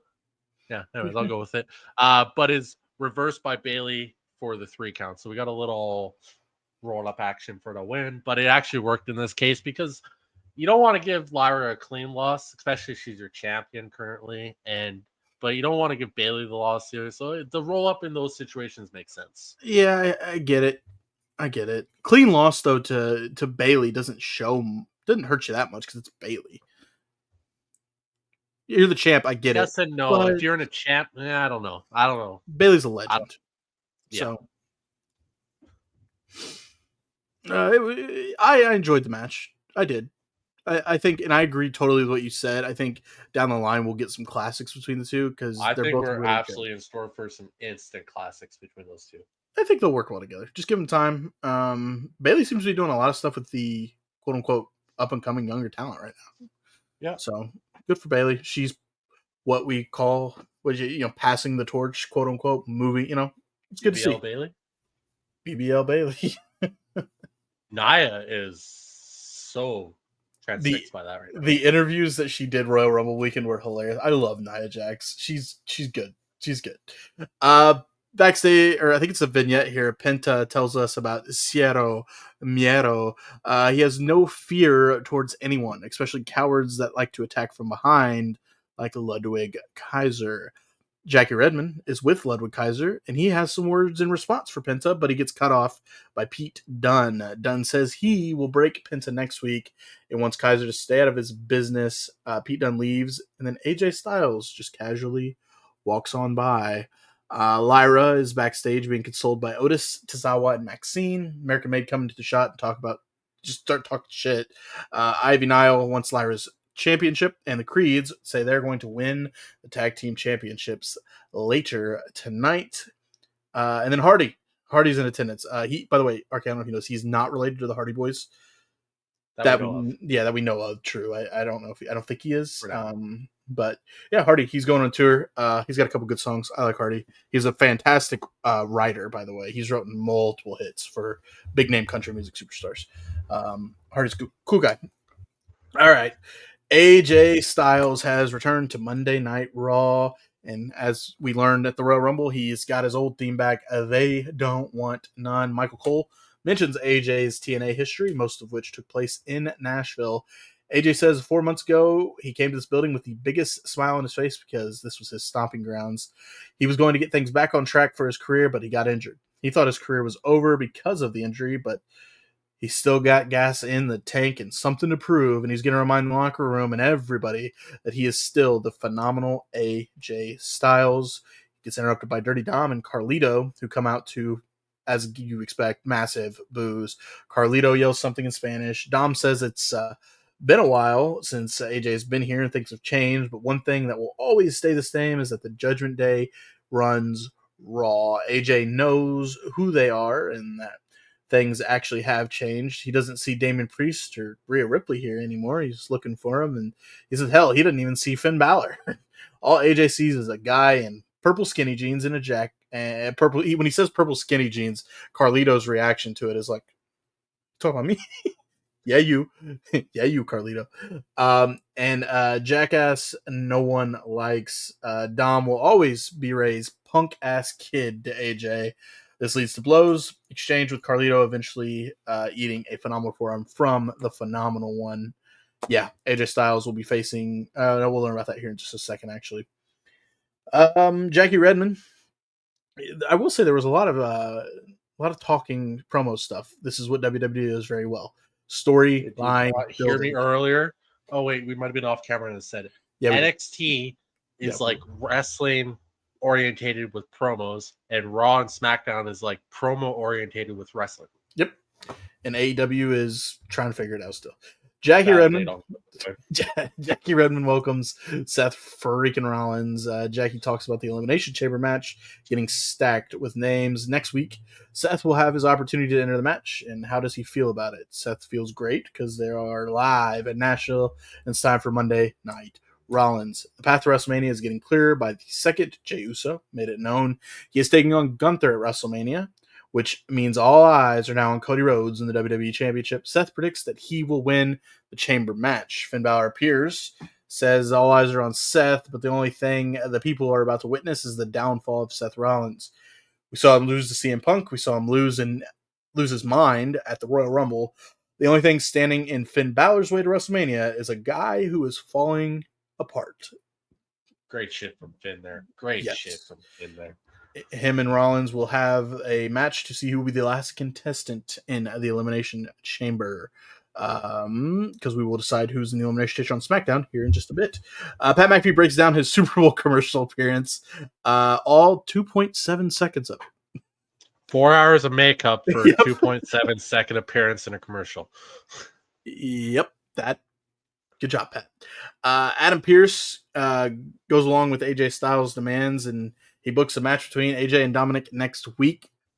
Braun Breaker comes in wearing a cowboy hat and just stares down AJ, and all I could say in my head was, the cowboy hat doesn't look good on you, Braun, and I want this match. He says, see you around to AJ. Yeah, just another... Why do we always get this with Braun Breaker? A stare down with a star, we're like, yes, please. We've watched Braun go into any length of talking. It's very me. Yeah, fair. I don't know. Like, if you ask Braun Breaker what the date was, you'd learn about what he had for dinner 2 years ago. It's true. It's true. Bailey Zimmerman is here. On July 27th, 2021, I had chicken and rice with some broccoli, and that leads into August of 24th of 2024 year, where I had rice and chicken and broccoli. And then, the date is it's Monday the 17th of February. And then I got the call that I was getting called up to, and the way he talked, I was playing Xbox. I was playing Xbox, and they told me this is your call up, and crazy moment, man, crazy, and yeah. And then he's on TV going, "I will fucking kill you." It's accurate. It's so accurate. Bailey Zimmerman is here in the crowd. A Nashville guy, musician. He's got a couple bangers that have hit country radio. Does he wrestle for AEW? No, he's a country music singer. All I'm sitting here is going, who? Yeah, country music singer, Bailey Zimmerman. He got famous on TikTok. Really, that's how his blow up happened. But nonetheless, Bailey Zimmerman showed up. Yes, and then we get into the World Tag Team Championship match between the War Raiders, Eric and Ivar, versus the Creed brothers, Julius and Brutus. Not Apollo, not Adonis, but Julio and Brutus. Julio Creed. Creed. we got a pretty solid match here with a finish that is clearly leading to more down the road. The SmackDown division is on fire, and it's about time that they're trying to figure out how to get the Raw division on fire as well. This match was a good start to it, and I'm intrigued to see what happens in the future. The finish came with the War Raiders setting up for a combined suplex, but Julius intervenes by hitting Eric with the title belt. That's a DQ finish, folks. And yeah, Ivar gets decked with the title as well for his troubles, and American Made must pose. With the titles, I think. Didn't they hold up the titles? Yes. I don't remember. Yeah, don't do that. That's not good. Don't do that. Never do that. But I do like what they're doing here. This wasn't about the Creed brothers winning the title here. This was about them sending a message to the War Raiders that we're here and we better be ready. Let's get this tag division rolling. Let's try and catch up with SmackDown because SmackDown's tag division is on fire right now. Back in the Judgment Day clubhouse, Finn suggests that Dom and the others should listen to him. Finn says Dom started things with AJ and he can finish them alone. Dom suggests they should add a new member, but Finn wants nothing to do with it and shuts it down. So, time for everybody's favorite thing in wrestling, RK, wild speculation. Who would the new member be?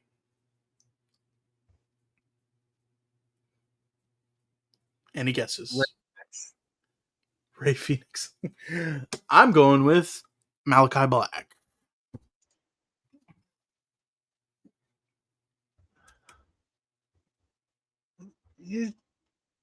Maybe. We'll see. Maybe.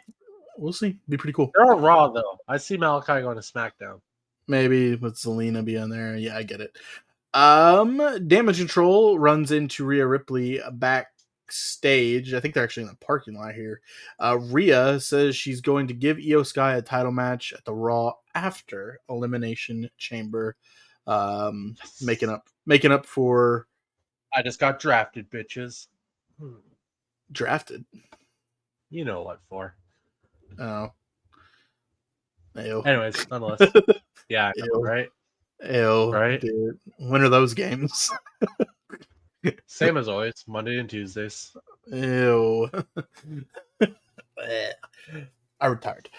We get a clip of CM Punk because I sucked. We get a clip of CM Punk talking to the WWLFG kids, asking them if they know who the bleep they are. He wants them to cut a promo, and we see people standing up to volunteer, and that's all we get. So tune into LFG every Sunday on A&E at 8 o'clock Eastern Time. Just random plug there for me for some reason. Punk is out here to talk to the people, though. A couple weeks ago, he expected to win the Royal Rumble. That didn't happen, but he's not mad at Jey Uso. He likes watching his peers accomplish their goals, and good people, good things happen to good people. With Jay now going after Gunther, CM Punk has to stab Cody Rhodes in the front. One person decided he didn't have to qualify for the Elimination Chamber and just told the world he was in it. Punk was upset with John Cena, but he's not anymore. The bad news for Cena, though, is that he will still see Punk there. He'll beat the living crap out of Cena and go to WrestleMania. Goes on to call Drew McIntyre a piece of garbage and is no longer on Raw because he ran away from Punk. Punk doesn't like saying Seth Rollins' name either, but none of it matters because he is going to win. He's never been more confident in this in his life. WrestleMania belongs to one man this year, and that man is CM Punk. We hear a "Ayo!" Logan Paul's music hits. Punk says he didn't even know whose music that was, and seems to be an ongoing thing with Logan lately. Logan says he sees why they call him a punk, but he can come up with a lot better names that can't be said on TV. He eliminated Punk from the Rumble, and it was the greatest 15 minutes of fame of Punk's career. He had his number at the Rumble, and he will have his number at the Chamber. But tonight is Rey Mysterio's 15 minutes of fame. Punk said he would have mentioned him earlier, but honestly forgot Logan was in this match tonight. The number Logan pulled tonight is 619, and he needs to worry about Rey instead of him. Yes, that was hilarious. Good line. That was what he said. Where he's like, whose fucking music is that? Yeah, good. He's so good. And then it's like, dude, I honestly forgot you were even fucking wrestling. It's so I would have mentioned you, but I forgot you're in this match. Good luck.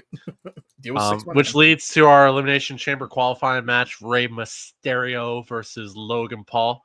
Only one way to put this, man. Like seriously, only one way Yeah. to put this. Logan Paul gets it done in the ring. Plain and simple. Hate him, Yes. love him, whatever. You cannot deny the pure talent that this man has when it comes to wrestling. You asked me the question of, has he taken to it quicker than Kurt Angle did? It is a question, man. Because it is well known in the wrestling industry that people say about Kurt Angle is they've never seen a man figure out the sport quicker than he did. Yeah. And Logan, though, he looks like he belongs every time. Amazing. Like seriously, how many OMG moments has this man given us Built on in him. like a handful of matches? He is built on him. That is his in his Um, blood. I'm gonna do something crazy. That's Logan Paul. Can't wait for the yeah. chamber. Oh, it's gonna be wild. The finish of this match comes when Ray hits the 619 and goes up for the splash, which connects with Logan's knees. Logan pops up with the knockout punch, but that's not the finish. We then get what can be described as a back suplex into a DDT. Nonetheless, this is the pulverizer. Mm-hmm. You and I, we watched this back like 4 or 5 times, going, "What the fuck was that?" Wow. So damn cool looking. That move was just it's OMG moment, just again Yep. out of nowhere on a Raw, just random. Mhm. He even Logan did the picks up the moonsault. Chambers. Yeah, The carrying Ray and the moonsault he pulled off was insane. I mean, yeah. I'm just stuck on this because you hit it right on the head when you said OMG moment after OMG moment. Why is he so good at this? Just fish out of water, man, or fish in water. Whatever. It's crazy. It's crazy. Logan picks up his chamber spot with a 1, 2, 3 on Ray. Logan talks some smack as he celebrates up on the entranceway. Meanwhile, Xavier Woods and Kofi Kingston slide in from behind and attack Ray as we go off the air. Again, I still love what's going on there because the New Day just do not like Rey Mysterio. It's great. Yeah. And it helps the tag division a little bit too, in my eyes. New Day attacking Ray. You got Rey Mysterio, and you got Dragon Lee as a tag team. You got the New Day as a tag team. You got they're slow building this Raw tag division. Not on the same level as SmackDown right now, but it's we're getting there. I enjoyed Monday Night Raw. I thought it was a Right. good story building Monday Night Raw, in my opinion. I liked it. Okay. At the mood light set, we are at RK's final thought of the night. Dun, dun, dun, dun. Anyways, nonetheless, I'm over that already. All right. Go back up. Go back up. Anyways, Raw shows since joining Netflix honestly have been flowing so smoothly. They found that sweet spot right around 2.5 hours. People were The pissed. matches. People were pissed, by Why? the way. They wanted more time to see the New Day beat up Ray. Who cares? That. Why do you need to see that? You know what happened, and you're like, oh my god, let's tune in next week, see what happens. Did you not watch TV shows as a kid where it's like, what's going to happen on the next action-packed episode of Batman? Will he escape from the clutches of the Joker and the Penguin? Tune in next week. Yeah. Like, seriously. Fuck. Babies. Anyways, the matches delivered tonight. The promos were on point. We're starting to get some more clarity heading into WrestleMania. Things are shaping up nicely on the road to WrestleMania. We're on the final stop to Vengeance Day on NXT television, the go home show for the Black and Silver brand. Yeet. Let us dive deep into this one here. We're live in the Capitol Wrestling Center per usual down there in Orlando, Florida. The D'Angelo family and Ridge Holland are arriving to the center with Holland just ripping a sign. There was a fan standing there with a D'Angelo family sign. Nope. No sign for you. And that is what we get right at the start there of NXT. Right off the hop, NXT classic fashion, get a match right away. Yes. They do it better than anybody in that regards. We got Bayley versus Cora Jade. All I can say about this match is, well, saw that coming. Yeah. Sort of. Bailey is down in NXT to rub shoulders with the up and comers. She does a great job putting over the younger talent here in Cora Jade. I mean, when you think about it, it is probably one of Cora Jade's biggest wins of her career to this point. She looked good in this match too. Cora looked good in this She match. did. This win gives her some credibility moving forward while she chases down the TNA Knockouts title. Sure. I don't see her winning that in the end, but this is definitely a moment to build off of for Jade. She needed it because I've even said it. You've even said it, and you're a Cora Jade fan. Yeah. It hasn't been hitting since she's come back, so it's good to see here. Bailey doing what she does best, putting talent over. She's not willing to. She's better than her old best friend Mercedes Moné. Hogan. Well, yeah, that's right. Hogan. Sorry, I keep getting that name mixed up for some reason. You're good, man. You're good. It's fine. Walks out coming out as Hugger Roxanne was there ain't no unexpected. stopping us now. Completely unexpected. Like, did you expect that to happen? No, but if the wacky inflatable tube men would have fucking popped up, I'd have lost my shit. Well, you kind of did, anyways. I mean, you just lost it now. Get a hold of yourself. You're a grown ass man. Oh, sorry. I'm a grown ass man talking about professional wrestling. What are you talking about? Yeah, fuck off. You know you're right. 100%. You're all right. What are we doing here? Fucking shut the show down. Cut the show off. Cut the show off. Anyways, the finish comes when. Whoa, I'm out of here. Oh, we were joking. Well, we were joking. We were joking. The finish comes when. All right, seriously, stop it already. I'm kidding. I'm locked in. Get it out. Get it out. Get it out. There ain't no stopping us now. Dance, monkey, dance. I'm done. I'm good now. Yeah, exactly. I thought so. You know that song, right? No, actually. You don't know that song? Dance, No. monkey, dance. It's a great song. Oh, that. Yeah. I didn't know that was the name of it. I don't think that's the name of it, but you know the song I'm talking about. That like piano hit that fucking chick from England created. Yes. I think it's called Dance Monkey. I'm pretty sure it is. That's gotta be not PC.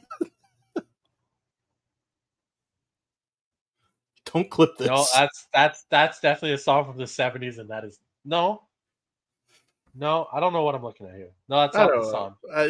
Let's talk about Cora Jade Bailey before we get canceled. Actually, maybe it is Tones and I. Is it Tones and I? We're finding this out, people. Live and in living color. Dance. Yeah, 100% it is. It's Dance Monkey. Okay, there we go. Confirmed. Anyways, the finish comes when Roxanne came out as Hugger Bailey. Yes. And it distracts Bailey and lets Cora hit a double underhook DDT outside of the ring, and then one more in the ring for the 1, 2, 3. Yeah, the Roxanne coming out to that gimmick in the tassels and all. By the way, the gear Bailey Hugger-esque as well was good stuff. It was funny. Didn't see that coming, as you said, and helped Cora pick the win. And yeah, we harped on it a little bit. This was probably one of Cora's best looking matches, and it helps that you had Bailey, but one of her best looking matches since she's returned from injury. I would say it's probably one of her biggest profile matches of her career. Very true. One-on-one with Bailey is a big deal. Backstage, Ava whispers something to Julia, who nods. Ava then makes her way out front and congratulates Cora on her biggest win thus far and says Cora Jade is now in the NXT Women's Championship match at Vengeance Day. It'll be a fatal four-way. Roxanne asks Happy about this, and Bailey shoves her into Cora. Bailey to belly, and Roxanne bails. Bailey does not look pleased about the change to the championship match. Backstage, Soul is with Zarya and says they won because they did it her way and suggests a training session at the beach. Zarya says she'll do it her way, and Nikita Lyons laughs at the notion of them at the beach. She tells them to pound sand and tells Zarya that Soul is holding her back. She says they're coming off a victory last week, which is more than she can say, and that sets up a match between them for tonight. You're missing a funny part of this was when didn't Nikita call herself Big Cat Kita? Yep. What a nickname. Big Cat Keto, I'm dude. not gonna lay it all out for you. You gotta It's show just you actually big. watch the fucking show, dude. Big No, Cat Keto. I just did. Big Cat Keto, man. I'm not gonna let that go ever. Obafemi has arrived. The NXT champion makes his way down to the ring. Says the date is set, and this Saturday he will defend his NXT championship against Waller and Theory. He says basically a handicap match for him, and they think they'll gang up and get rid of the ruler. But then what? Their egos will become their greatest downfall. It's only one man for themselves when it comes to the title. This leads to a town down under coming to the ring. Waller calls the champ overrated. definitely Overrated. overrated. Uh, Overrated. he is overrated. He knows what Oba's been doing, trying to turn them against each other. Theory says Waller hasn't gotten his flowers at NXT, but Mello, Tony D, and Braun Breaker have gotten all the credit, where Waller was the pillar that helped shape NXT to what it is today, which is kind of true, but not. I don't know. He wasn't in NXT as long as those guys. And with all that, Waller will do one Does that more not thing. mean that he was just better than them? Maybe. Exactly. That's a way to look at it. And with all that, Waller will do one more thing in NXT and help Austin Theory win the NXT championship. Oba says, and I guess they will both become NXT champion, huh? Waller says the title means a lot to him, and he's sick of hearing Mello, Braun, and Trick's name when he was so close to winning the title. He says, do whatever it takes, which includes Austin Theory interrupts and says, includes what? Theory goes on to say he's never won the NXT championship. This He's had the US championship, and then he gets cut off by Waller, who says, we get it. Everyone knows you beat John Cena, so shut up about it already. He says that's a rare accomplishment, while Waller has never held a singles title. Waller says he remembers being atop the ladder at WrestleMania 39, though, and saving Theory's career. Waller asks what they should do. Theory says start with Oba, put him through the announcers table, and bury him with chairs. Then they can figure out who the champion is between them. Waller goes to leave. Theory pulls him around. Waller goes to swing. Theory ducks, and Oba gets hit. They, of course, double team Oba here. Theory hits his version of a GTS, which is like clean, by the way, a little twist to the knee. And on the size of a man of Oba. Yeah. And Waller hits the leaping stunner through the ropes. Waller picks up the title, and Theory takes it from him. They face off, but then they drop the title on Oba and shake up before posing over him. Yeah, that's your NXT Championship final look. Played the man. They did. They played with his It emotions. was good shit. That was actually really well done because I was like, oh shit. I like the There it is. includes what? Huh? What do you mean? He kind of put an Alexa Bliss, didn't he? Charlotte, we get it. Austin, we get it. Eddie Thorpe is speaking over a vignette about how Trick gets every opportunity and he just wanted one chance, but got constantly disregarded by Ava, HBK, the fans. All he seeks now is vengeance for himself, for his people. He holds a strap and says he'll leave his mark one way or another and tells Trick if he's man enough to accept the challenge, he'll finish what he started last week in a strap match. We get some clips of Ethan Page breaking Javon Evans' jaw. Dr. David Cohen says his jaw is healing on schedule, and he's cleared for in-ring action on Saturday. But he has concerns of re-injury if Javon takes another shot to the jaw. If that happens, it would be a minimum of 6 months of recovery and possibly never being cleared to wrestle again. It's up to Javon on what he wants to do. Well, of course, he's backstage with Ava, and he says, yeah, he's clear, he's good. Ava warns him about his chance to get seriously injured in the match and gives him a liability waiver to sign and tells him to think about it, and he signs it instantly. Thought about it. Why would you sign that? I'm like, I know, I get it. I know, it's wrestling. We know. But in reality, if you put your head to it, it's like, wait, so if I get like seriously injured in this match, I signed a waiver that they're not responsible for like my medical bills or nothing? So what if I break my foot in this match? Are they not responsible for that? If that has nothing to do with the jaw. Fuck, I'm fucked. Yeah. No, he signed it immediately and says, yep, thought about it, signed it. Moving along, he will face Ethan Page at Vengeance Day. And boy, did they ever. Next match, triple threat between Hank and Tank, Josh Briggs and Yoshiki Inamura, and North Catch Crew, Miles Bourne, and Tavion Heights. Yes. Tavion Heights is just so fucking good, man. This match, you loved it. I know you loved it because this match was chaotic as all hell. Chaos, man. but never Chaos. felt rushed. They didn't really even it was a traditional tag team match, but they didn't really even bother with the tagging stuff in this match. And it just No, fun they didn't. They wild brawl. Like this wasn't a tornado. This was a tag, but somehow it did not. Anyways, it was great, fantastic. This doesn't always work for a technical style match, but we weren't here for a technical style match, thank God. This ain't Zack Sabre Jr. This ain't TMDK, which is too much dick knees. You proud of yourself? I got Yeah, like a penis on me. are you proud of that one? You happy with that? You're good with I am that? very happy. You're rolling Yes, with it? All right. I'm rolling with it. I'm with you. I'm on your team here. I'm on your team. I'll go with it. But this, honestly, what they did here is better than what's done with most tag team matches in NXT because, you know, they don't really have a tag team division per se. But they got Fraxium. That's about it. They do. Yeah, they do. They pushed it for weeks at a time in pure chaos. And who's still the fucking champions? So Well, nobody stepped up to take it from them. who realistically could beat them motherfuckers, man?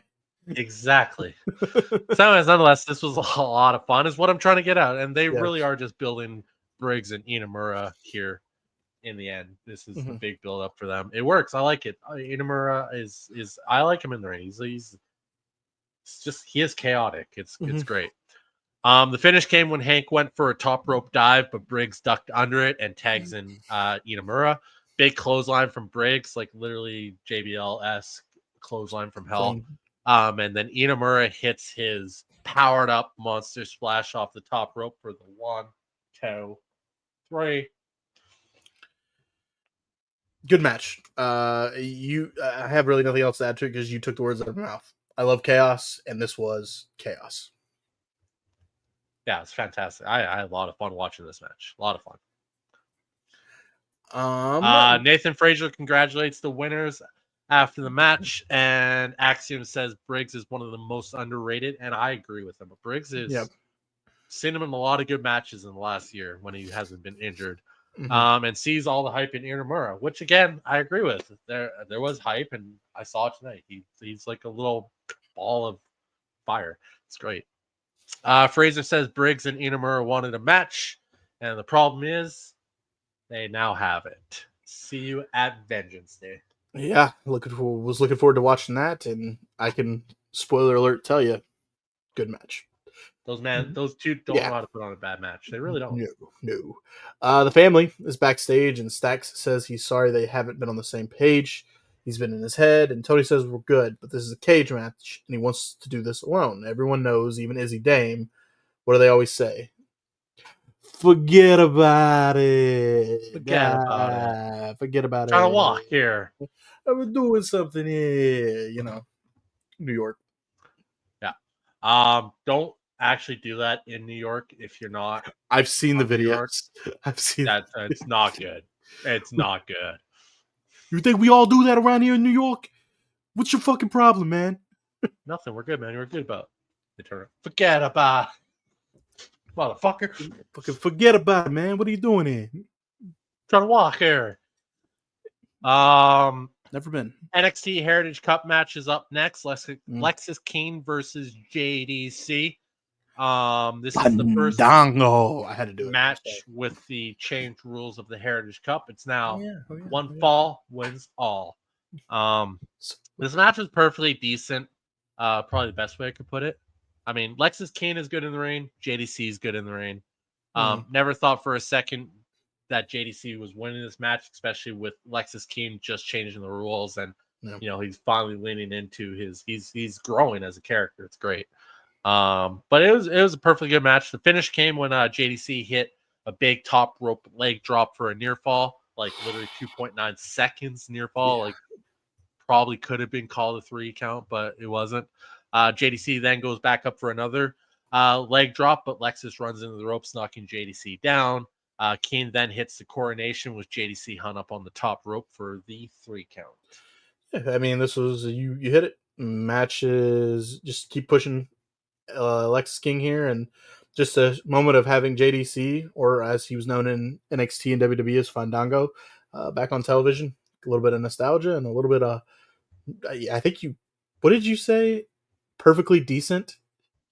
Yeah, it was a Yeah, perfectly decent match. I like the way you term Like, that because how else I don't know how else to put it. that works for me. Bailey is not happy with Ava about Cora being in the match, but neither is Roxanne. Ava tells Roxanne that she shouldn't have gotten involved. Bailey says Roxanne is the best she's ever looked, you ugly idiot, and she leaves. Cora walks in, and Roxy's playing all friendly. I died at that part, man. It was so fucking funny. I It's was the best just you've like, ever looked, you ugly idiot, and just dipped. I'm like, Bailey's just Bailey's a child still. It's great. I love it's it. fun. Cora says she'll be champion and Roxanne will be there to see it. She leaves and Roxanne scoffs. Fatal Influence are backstage and says there's strength in numbers. Kalani walks up and says she wants another shot. Fallon holds on to that title, saying she hasn't fought this version of Kalani. Jada walks up and says Kalani is obsessed with her, but she just wants the title. Then Ashanti shows up and says Carmen beat both of you, and she deserves a title shot. And then Got a point. Fallon, yeah, She true. does have a point. Very good point there. Fallon and Fatal Influence tell them to figure it out, and they just walk off as they leave the women and Ashanti to argue about who gets next for the Women's North American Championship. Fun stuff. I mean, anything with JC, Jane, and Fallon and Kalani, and Nah, who cares? I want to hear about Big Cat Kita. well, you're gonna hear about it. Big Cat Nikita Lyons versus Zarya. She's gonna put up a fight. Squash match. Huh? R.I.P. Big Cat Kita. What? Oh yeah, no, literally. Finish came like 2 minutes into the match. Zarya catches a big knee from Nikita. She goes up top for the Vader bomb, but Zarya dodges it. Zarya then hits the spear in the F5 and gets the 1-2-3. But Big Cat Kita. She just Brock Lesnar Big She Cat Kita. She did. It was 100% a squash match. Literally, like R.I.P. Nikita. I'm not liking how they've been booking you since you've been back, and I have no hope for. I love you, Nikita, but I have no hope you sticking around much longer in this company. She's not the greatest in ring. I It's love Nikita just though. I I love do her. love. She's I love Big Cat Keita. Ethan Page says he's been told Javon is cleared and he's not surprised. Javon is resilient, but leads with his heart, not his head. Ethan says Javon has a long career ahead of him with multiple titles and potential to be the face of NXT. Hell, even maybe the look. WWE. Even Ethan Page knows that the two are different companies. But he can't help himself and is risking it all for a shot at him. Ethan says Javon has $1 million smile, but a 10-cent brain. It's a great Page line. says Great line. it was.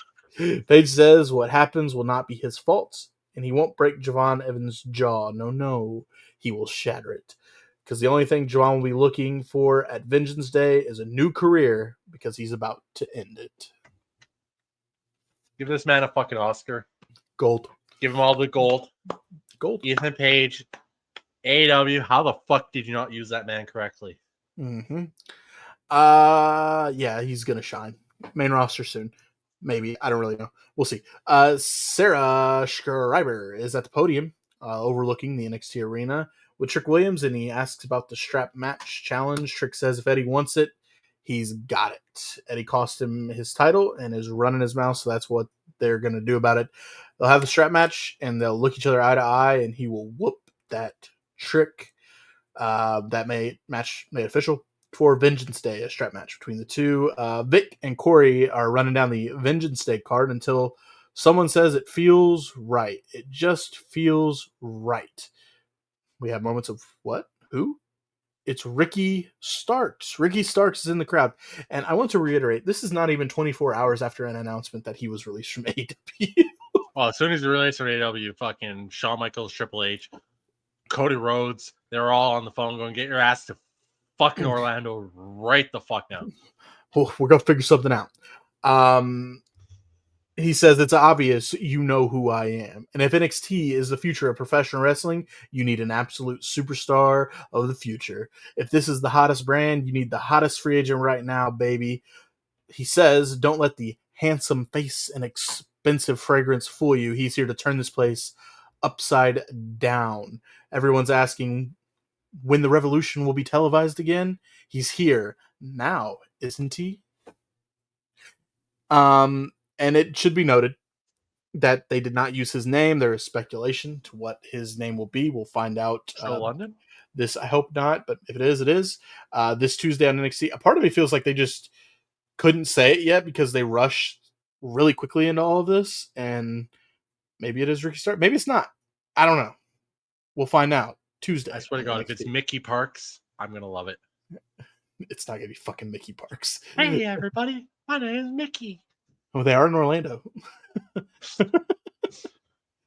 Julia wishes Stephanie Vancourt good luck on Saturday, and Steph wishes the same back.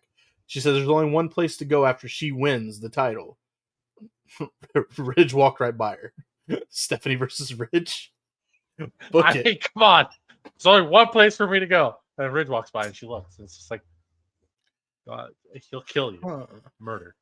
Like, first degree. Yes.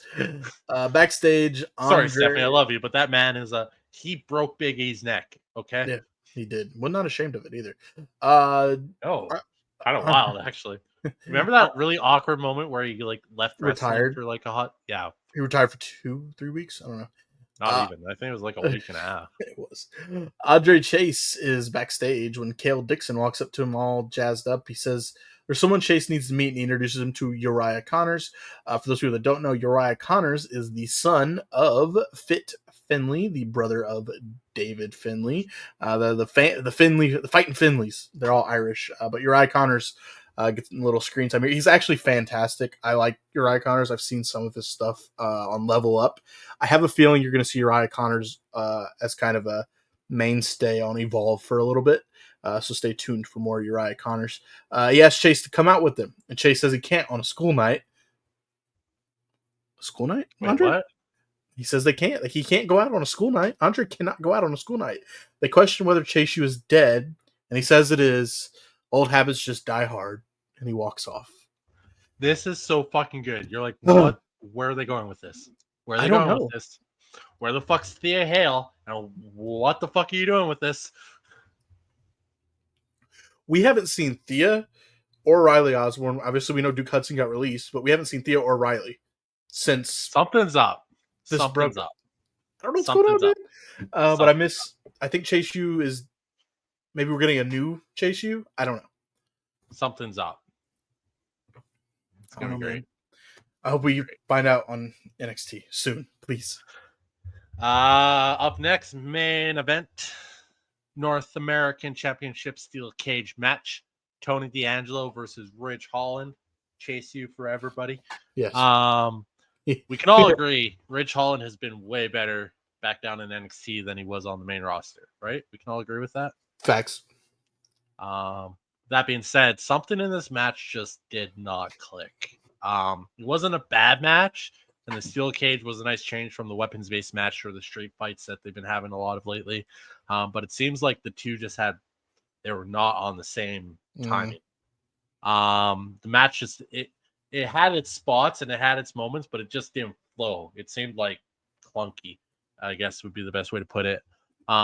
Going in, I thought Ridge might actually win here, and then they push Tony D up to the main card stuff. But as the match went on, about halfway through, I'm like, no, there ain't no way Ridge is winning this match. Not looking like this.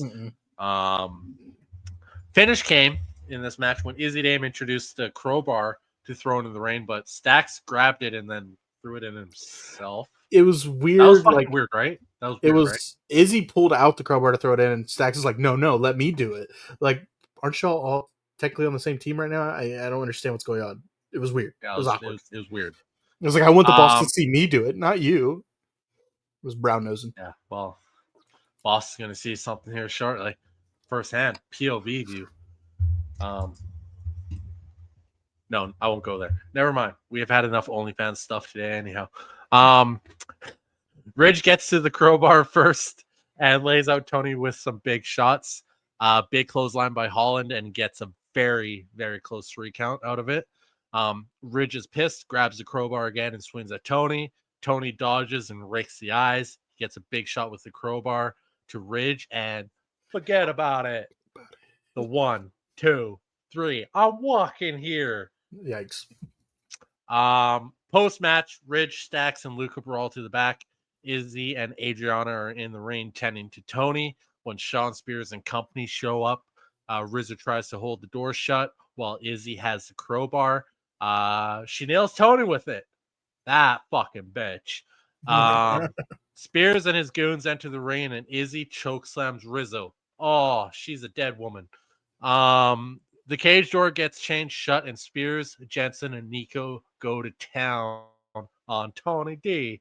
Nothing that Stacks and Luca can do here, as Spears and his stable stand tall to end the show. Forget about it. The match itself didn't really matter here. It happened, but the turn that I had mentioned maybe happening, you agreed with me, was Izzy was kind of pulling like a double agent thing, acting like she didn't want to be a part of Sean Spears' stable, but in all reality, she was the whole time. And she does turn, and we saw it coming. And I like the fact that you just included that bitch, because Rizzo went to Twitter right after this and tweeted, "That bitch." Yeah. So we'll see what happens on NXT coming up to see what comeuppance is that the word to use? Hey, you know what we're getting out of this? We're getting a Sean Spears match tomorrow. We are. Sean Spears will be in action against Stacks, which might be. Hey, Stacks can go. Has potential. Has So that potential. has some Stacks potential. definitely can go. That was the end of the show, but we do get a montage video hyping up Vengeance Day, the history of Vengeance Day, and it kind of at the end, though, we do get one more shot of this new stable, this new group that is coming to NXT. That's definitely Trill London in there. For sure. For sure. The ears, man. The ears. Gotta look at the ears. Oh, yeah. Final thoughts? Oh, it's time for Arcade's final thoughts. Dun, dun, dun, dun. NXT tends to go big on their go-home shows. You ain't They gotta do did that. not disappoint here. Don't think you have to do that. No, I think you were fine. No, we're good. Yeah, I think you could Much? just talk. Too I don't think we little. need to get sensual with it. No, that was my movie trailer. That was the movie trailer voice. In a world. In a world where NXT tends to go big or go home, they did not go home. They went big. How big? Big. Not Godzilla big, because we don't have the rights to that. But it kind of definitely looks like Godzilla. But it's definitely not Godzilla. He's Godzilla. It is not Godzilla, even though it looks like Godzilla. Stupid. What were your final thoughts? NXT tends to go big on their go home shows, and they did not disappoint here. Outside of the lackluster main event, bar in the aftermath of the finish, it's a great setup leading into Vengeance Day. Yeah. They do their thing. Let us progress to the next. We're gonna pause here. Show. We're gonna take a quick break. We're gonna take a quick break. We have two shows left to get to here. We have SmackDown and Vengeance Day, and of course, we'll get to our wrestler and show of the week. Stay tuned. We'll be right back here on This Week in Wrestling with the Top Rope Renegades.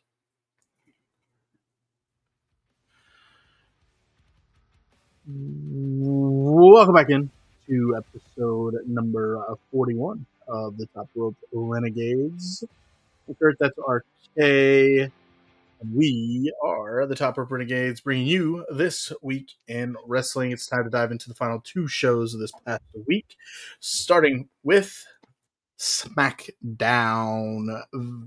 Joe Tessitore, as mentioned in the news, was unavailable on this episode of SmackDown, and filling in for him, Vic Joseph. Corey Graves must be getting tired of these part-timers. No Corey Graves. Interesting. That is a wild take. That's a wild take. You know what happened, though? 100%. Corey Graves fucked himself. Yep, that's his punishment. You're not doing Smack. Because Corey and Wade were together, right? They were doing their thing. And now... Had he not went on that little tirade on Twitter, he would have been sitting there. Guaranteed. So now he's got to wait his turn. And you know what's going to be hilarious, man? Is when Pat leaves and Vic Joseph goes up to Raw with Cole, and Corey's stuck with Booker on NXT. Yeah. I don't think that's going to happen, truly. Honestly, I'm not here trying to make fun of Corey. I like Corey Graves. I love Corey Graves. He's actually fantastic. but he did kind of shoot himself in the foot. Yeah, a little bit. Cody Rhodes comes out to kick things off now that Jey Uso has chosen to challenge Gunther at WrestleMania. The Elimination Chamber is going to determine who his challenger will be. Will it be Logan Paul? Maybe CM Punk? What about John Cena or Drew McIntyre? The fans seem to favor the names Punk or Cena a little more, but Rhodes would rather talk about someone it will not be, which would be Solo Sikoa. But he gets interrupted by Drew McIntyre because he didn't like that he was just a name on the list. Basically, what Cody did was he ran down a list of accomplishments of CM Punk, of Logan Paul, and a little bit of John Cena. And all he said was, Drew McIntyre. So Cody gives him a more enthusiastic, and also Drew McIntyre, with McIntyre listing off his accolades afterwards. Is the multi-time world champion Drew McIntyre. Maybe he has to remind Rhodes of who he is, but Cody remembers McIntyre beating him. That Cody says, I've only lost to a few amount of people since I've came back, and you're one of them, and I don't forget. Jacob Fatu, though, and Tama Tonga interrupt this. Jacob saying Drew already has his spot in the chamber, and now it's time for him to get his and go to WrestleMania to bring the title back home. Drew thinks people want to see him fight Fatu right now, but nah, because Drew already had his spot, so why bother? Drew says, hey, Cody, I think he wants to talk to you, and he leaves. He just leaves. McIntyre's great. He's so fucking good at what he does. It's amazing. Cody is ready to face Fatu at WrestleMania if that's what it comes to, but Solo is shown arriving. Both Cody and Fatu want a piece, or Jacob wants to talk to him. Cody wants a piece of him, but Jacob says he's talking to Solo first, and Cody says that's fine because I'm going to talk to him last. Just the opening here. Drew is serious and then he's funny, and I did as you popped and laughed when he just was like, hey, Cody, I think he wants to talk to you. Pete, see it, bye bitches, I'm out. You know what's really good about all this is how they're trying to make Fatu's like, no, I gotta talk to Solo. Like, what the fuck? I've said it for weeks. I don't know if I've probably said it on the show. I've definitely said it while we've been chilling watching. I think we're getting to Solo and Jacob maybe at WrestleMania. I think that might be a match that's going to happen. But we'll see. Post break, Jacob is looking for Solo, and shockingly, he's not happy.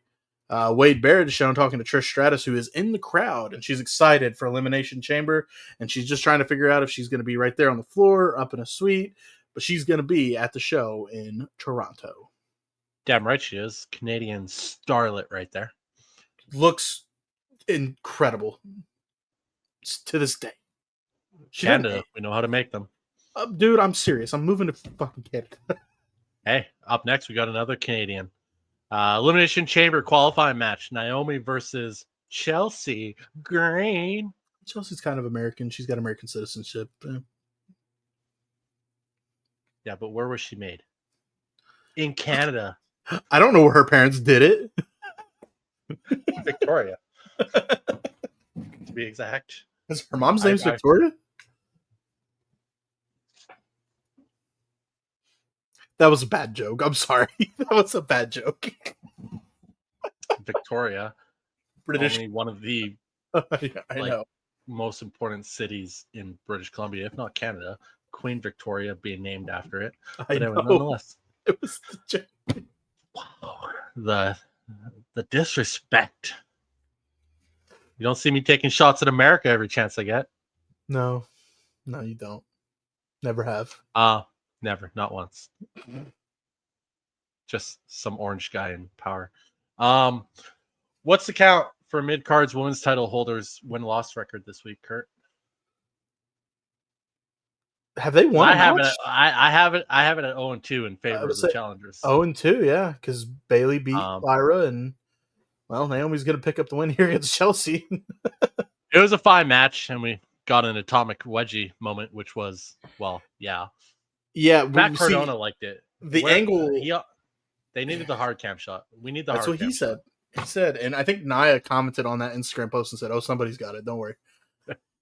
I'm like, Nia, you are obsessed with the booty cheeks Calm now. down. Calm down. Calm down, Naya. Nia does have an obsession with butts. Hey, nothing wrong with that. Nothing wrong with that, Stink people. face from Rhea on the house shows, BBL Bailey, and now trying to see the hard cam shot of Chelsea. Naya's got great taste. What can I say? Me and Nia just the same. I would have liked to see Chelsea Green win here, just because I love Chelsea. But Naomi is a good choice too. So I mean, it's not really a total loss. Naomi, an elimination chamber type match, she'll do well in it. So it's not a total loss here. The finish came when Chelsea hit a Rough Rider for a 2 count and then a backstabber for another 2 count. Green goes for a flipping unpretty her, but misses, and Naomi counters with an X Factor.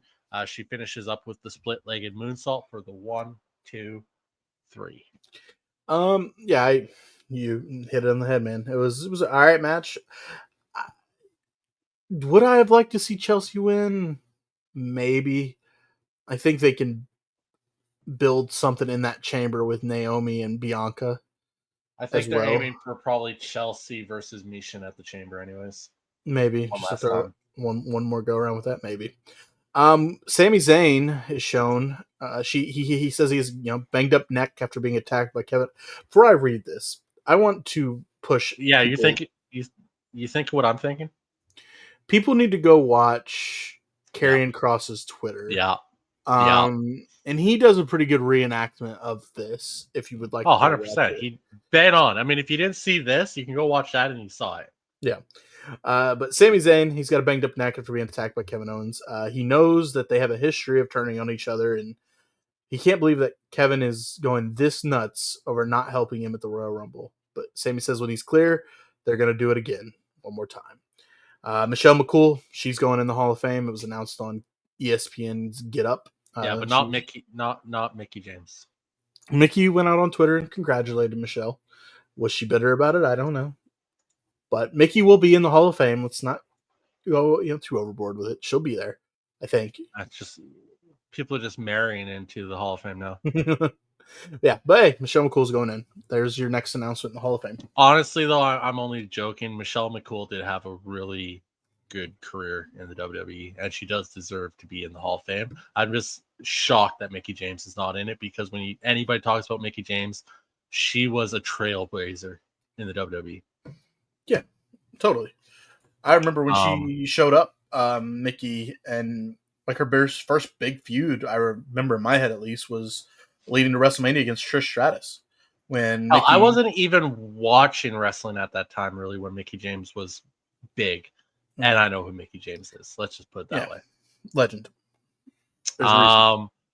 Up next, we got the Motor City Machine Guns versus Los Garza. As per usual, the Guns can just about do anything with anybody. Yes. And it definitely helped them having a match with, honestly, criminally underrated Los Garza. Yes. Berto and Angel are amazing. 100%. I love the fact that you called them underrated.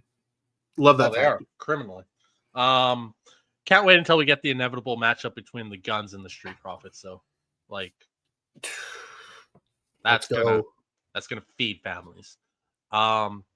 Finish came when Los Garza hit a powerbomb, world's strongest slam, springboard kick to the face combination for a 2 count.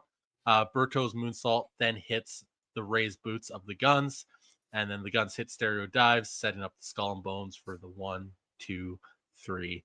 Again, this was a great match. It was a great match. Mm-hmm. Agreed. Love the fact that you threw in there that they're underrated because Los Garza are. That SmackDown tag division, I feel like a broken record here, man, but on fire. The tag teams are great and only getting better. And the Street Profits are technically hurt. Angelo is hurt or whatever's going on with that. But Angelo did have minor knee surgery. But when he comes back and ready to rock, and yeah, that tag division's in for a run. We get a video just hyping up Damian Priest. He's in the main event match later tonight against Braunstrom and Jacob Fatu. I don't know why I say I'm not sure he is. So video hyping up that. Jacob Fatu and Tamatonga have found Solo Sikoa, who says he just needed time away after he lost to Roman, It's time to start taking back everything, and that starts with Jacob winning tonight so he can get the title back in the family. And it is finally time. Shinsuke Have you noticed? Nakamura. Have you noticed how often Solo Sikoa cosplays as The Rock? I thought he was cosplaying as Batista. The turtleneck with the chain. That's Yeah, but there's a look that Batista showed up with the white turtleneck one Raw that just I remember very vividly, and it looks very Batista-esque. fair enough. But yes, he does cosplay as The Rock. He's done that a couple times. Shinsuke Nakamura is coming out to talk to the people. We haven't heard from Shinsuke Hey, remember, in a long time. Shinsuke can speak perfect English. Yes, thank you for adding that. He can. He comes out and he speaks in broken English. Uh, it says he's looking for a worthy challenger, and then he speaks some Japanese, but he says there's no warriors here. LA Knight interrupts this, saying Nakamura is out here and looking for a test, and that's clearly a lie. Knight had Honestly, him. it was more than he said test like 3 times. And honestly, if they had that promo written for tests back in the day, it would have been perfect. Yes. Yes, you're right. He said he had him beat when Tamatonga and Jacob Fatu interfered. He's the test Nakamura is looking for, but Miz interrupts, and Miz says he's not impressed with Knight, who mocks Miz for saying the same things for years. Miz mocks LA Knight for saying it's okay for men to cry, but Knight says Miz and Drew McIntyre have to be at the top of the list of crybabies. Miz says Knight doesn't have his resume, and now he wants the U.S. title. Knight just goes, dude, you suck. You So fucking suck, just dude. out of nowhere. Dude, and he's like laughing. He's like, dude, you suck. The threat of a BFT sends Miz outside, but Nick Aldis comes down to make the match I was just official. so random out of nowhere. It's like, dude, you suck. Miz has the mic and he's like looking at Shinsuke. He's like, I want a shot at that U.S. title. And then LA Knight's like, you suck, son of a bitch. You're terrible. It's so funny. And yeah, we get that match right away. The Miz versus LA Knight. This was a quality match in the middle of the show. LA Knight has been needing a win against someone with some clout to maybe right the ship in terms of getting another shot at the U.S. Championship, maybe at the Elimination Chamber. All this is obviously leading to a match between Drew and Knight somewhere down the line. They're just trying to get Knight built up. Maybe WrestleMania that could happen. The finish comes when the Miz hits a downward spiral out of the corner. He also kind of did it a little differently. He went with a clothesline into the corner to it, where he usually goes with that with his kick into the downward spiral. But anyways, setting up the patented Miz DDT for a 2 count. Back up and Knight hits a BFT literally out of nowhere. It was like the line of "Dude, you suck." The BFT was just instantly as out of nowhere. Setting up the top rope jumping elbow drop for the 1, 2, 3.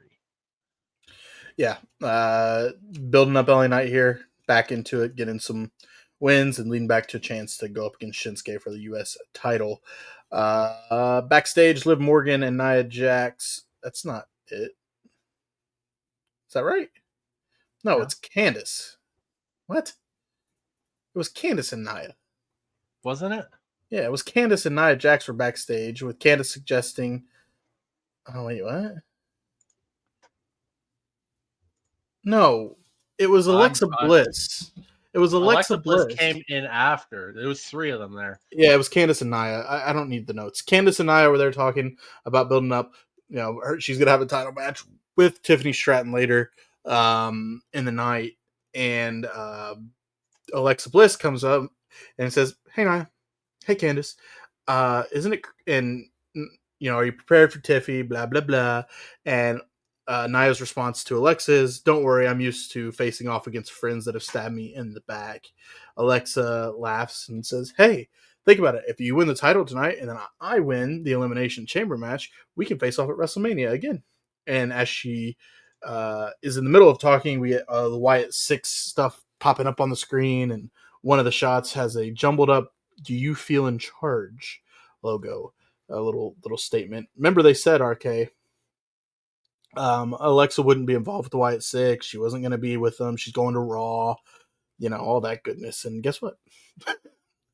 She's still involved. Yeah, of course she's still involved with it. I mean, why wouldn't she be? She's the most outside of Bo, she's the most directly linked to Bray Wyatt. Mm-hmm. Yeah, literally. Yeah, no, 100%. Miz backstage runs into Andrade, who offers to teach him something after the loss. Andrade leaves, and Carmelo Hayes comes up and says, "People don't respect you. You know, people they don't respect people like us." And then Miz suggests a partnership and offers the fist bump, and Carmelo just leaves. Miz getting no love, man. No love for Miz. Was there what was it? What did he try and make it called? Oss him or something like that? I don't know what he said for the tag team name. I forget what it was. It was stupid. That sounds about right, actually. Up next, we got R-Truth versus Carmelo Hayes. Banger. Squash match alert. Mm. Carmelo picked up another win here, and that's important because he was losing a lot before the last couple weeks. Finish comes when R-Truth hits a stunner that staggers Hayes, but Mello hits right back with the first 48 for a 2 count. He then hits nothing but net for the 1, 2, 3. Literally a squash match. I think it was like a minute and a half. Yep, it was quick. He packed him up, got him out of there quickly. The Street Profits have a promo vignette here. They don't know why people are mad at them. But Angelo says once he's cleared, the rest of the tag division is in trouble. And Montez gets real close, and it's close, and he goes, we want to smoke. We want all to smoke. I don't really know how to describe this promo. Go watch it. Go find it. Each week, Arcade can attest to that. The Street Profits deliver in these, and I'm hyped, ready for them to come back. They're not heels. They're not good guys. They're just over the bullshit, and they want them titles, and they're locked in. Love it. Yeah, it's great shit. This one didn't hit as hard as the one from the previous week. That one from the previous week might be one of the best V-Net promos I've seen in a long fucking time. Like seriously, I've watched that promo like 4, 5, 6, 7, 8, 9 times now. It's it's great. This promo, somebody pointed it out on the internet, and then I went to watch. I'm like, holy fuck, they're right.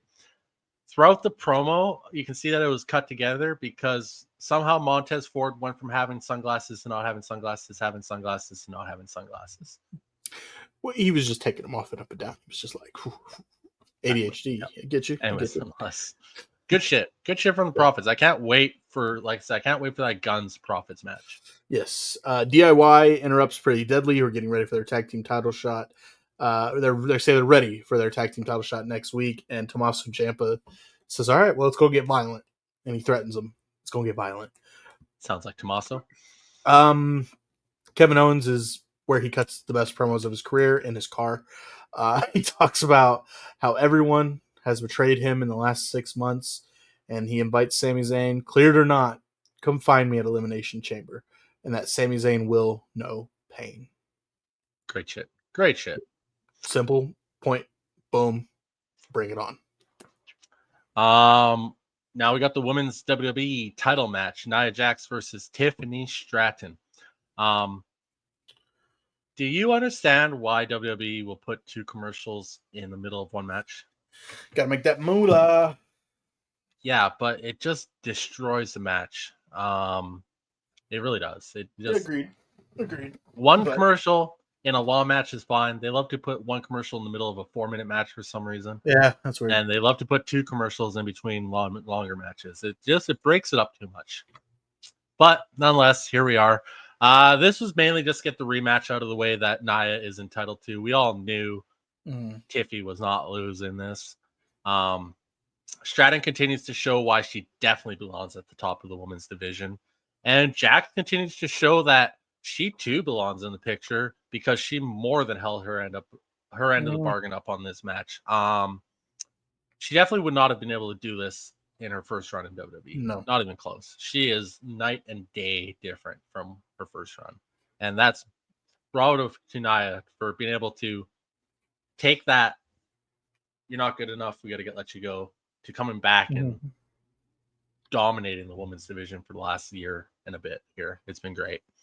The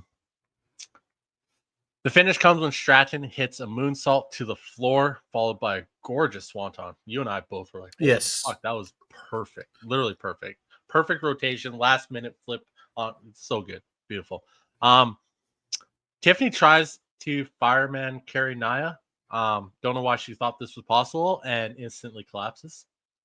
You ain't Rhea, you ain't Jordan, you ain't Bianca. I'm sorry, Yeah. Tiffy. The Annihilator from Nia misses and Stratton hits a spine buster. I know you pop for that. You love a good spine buster. Clean. Tiffany goes for the prettiest moonsault ever, but here's Candice LeRae to interfere for a DQ finish. Mm-hmm. Post match, the beatdown is on, but Trish Stratus jumps the barricade and makes the save.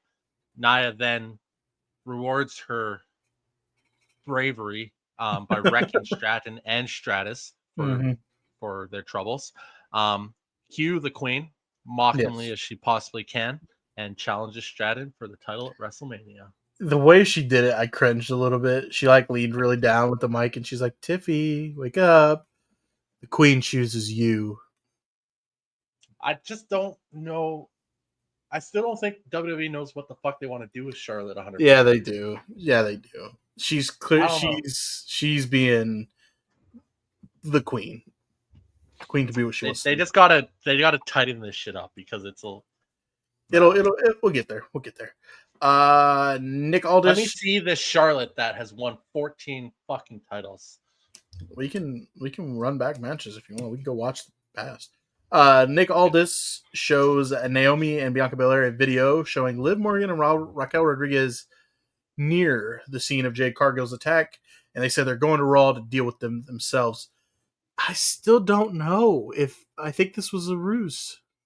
This is a ruse because the IWC, in all their glory, posted the original video of Jade being put in the ambulance, and Bianca Belair is outside of that ambulance on that episode of that happening.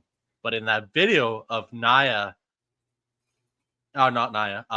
Liv and Raquel sleuthing their way to the back and the ambulance over here showing what happened, there ain't no Bianca Belair next to the ambulance. So one of two things: it's a fake video, or the WWE fucked up. But the IWC, you can't slip nothing past those boys. No, they're fucking full-time detectives. I But think yeah, I thought that was pretty fun. I was like, oh wow, somebody actually went through all the trouble to figure that out. they'll probably make it seem like it was a. Well, There they ain't did no way. say It's too fucking obvious to be Liv and Raquel. they said that it was sent to them by an anonymous source. So this could be Naomi putting together the video, and maybe she faked it. Who knows? Boom, or Bianca for that Well, matter. now that it's out on the internet that it's been cracked, WWE's gonna be like, okay, we got to spin this. Yeah, exactly, and they'll do it, and they'll do it good. We get a look at Undertaker on the Legends and Future Great show, which is on Sundays. Trish Stratus comes up to Tiffany Stratton in the back and offers to team with Tiffany. So they're going to take on Nia Jax and Candice LeRae at Elimination Chamber. Trishy and Tiffy are going to have a tag team match. Pretty cool. Wow. Pretty cool for Tiff to be rubbing shoulders with Trish Stratus, teaming with her. Tiffany deserves to be there, though. She deserves 100%. to be there. 100%. And you know, since she now is teaming with Trish, Tiffy was going to get a reaction in Toronto. It's going to be louder now because she's teaming with Trish Stratus. Drew McIntyre comes up to Jimmy Uso to mock him for not qualifying for the Elimination Chamber. He calls him Jay, and eats a super kick for his joke. So that was good stuff there. Braun Strowman is shown coming to the ring. He says it's been years since he's won some gold and he's ready to get some. So he's coming for Cody Rhodes. And that leads us into our Elimination Chamber qualifying main event match between Braun Strowman, Jacob Fatu, and Damian Priest. Leading into this match, we were getting vibes of a big hoss fight. In the end, we only got a pretty okay one.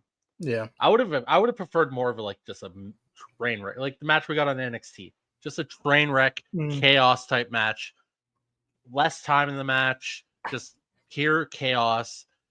I think that the longer match and the way they went about it kind of hurt the match a bit. You got these Damian Priest is no small guy.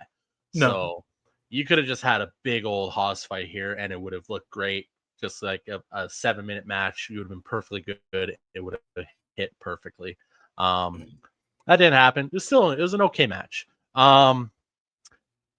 Priest is a big deal. He is. If you don't like Priest, if you don't think he's a big deal, you've not been watching the product because You don't he is know a big ball. deal. You don't know ball, bro. Yeah, exactly. And also we need a proper one-on-one match between Fatu and Strowman. Yeah. Not a false finish, Jacob Fatu doing 20 moonsaults. We need a proper blow off to this between Agreed. the two. And I think we'll get there. I think we might get that. That could be a big WrestleMania match, honestly. If you think about it, if they do it right, it could be a huge WrestleMania match. Yeah, nonetheless, good enough main event, I guess. It just never got to the level we were all hoping for, I would say. The finish comes when Strowman unloads with a steel chair, but Solo comes out of nowhere with the Samoan spike to Braun. Cody Rhodes comes out to go after Solo, which leads to Solo spiking Tama instead of Cody. It was a good spot, leading to a little bit more dissension among the ranks. Fatu is caught by Priest while he's yelling at Solo. Strowman gets back into the match and misses a charge at Damian, diving into the ring post, setting up a South of Heaven for 1, 2, 3. Priest and Rhodes share a moment to end the show. Yeah, I agree. It could have been a better match, but it built some more stories. Jacob and Solo, Jacob sat there and watched Solo hit, perfect time and hit Tama with the Samoan spike. Damien's going to the chamber, and who knows? Because who knows who's going to win that chamber, man? Who knows? Kind of have my prediction, but I think it's only 1 to 2 people. It's either Punk or Cena. Agreed. We'll see. We'll see come Elimination Chamber time. Wait. It's time now for RK's final thoughts. I felt like you were my soul there. Wow. That was good. I don't even know where to go from that. I can't. Wow. You give your final thoughts. This SmackDown had a good pace to it. With the only outline issue may have been the promo spot with Knight and the Miz dragging a bit. It did seem really long in the show. It was good shit. It just seemed longer than it should have been. But we did get the "Dude, you suck" line, which was just gold. The Elimination Chamber matches are shaping up really nicely, and they feel like a huge deal heading towards them. Still think SmackDown needs to go back to 2 hours. I mean, honestly, I wish they could hit that Raw time slot of like 2.5, because 2 seems just a bit too short. It feels like you're rushed, where 3 seems just a touch too long, where you're like trying to fill shit. 2.5 hours, like Raw, ever since they went 2.5 hours, they just flow nicely. Yes, it does. But yeah, good SmackDown. It was a good SmackDown. Well, let's wrap things up here with a good old conversation about NXT's Vengeance Day. Not a lot of promos to talk about, just the matches to get to. RK, we opened things up with the NXT Women's North American Championship match between the champion Fallon Henley defending against Stephanie Vaquer. Overall, I enjoyed this match. I thought it was pretty good. Stephanie Vaquer is going to pick up the win with a SVB. Then she goes up top and she does the spinal tap corkscrew move that she doesn't really pull out. I haven't seen her pull it off in a while, but she pulled it out for the big occasion here to pick up the win. Stephanie Vaquer is the new NXT Women's North American Champion.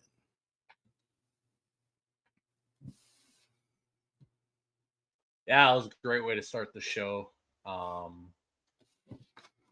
Simple heel face stuff, good action, hot finish, a lot of fun. Sets the tone for the night, and Stephanie is the deserved champion here. We all knew Fallon was winning. But honestly, Fallon got a lot of offense in this match. It flowed really well. They did a great job. Fallon can go. She really can. I just don't like her as a heel.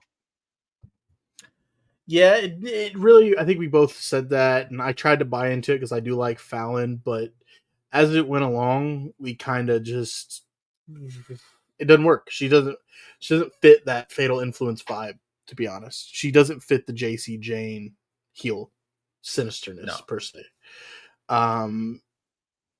But I enjoyed the match. I mean, Stephanie McCour.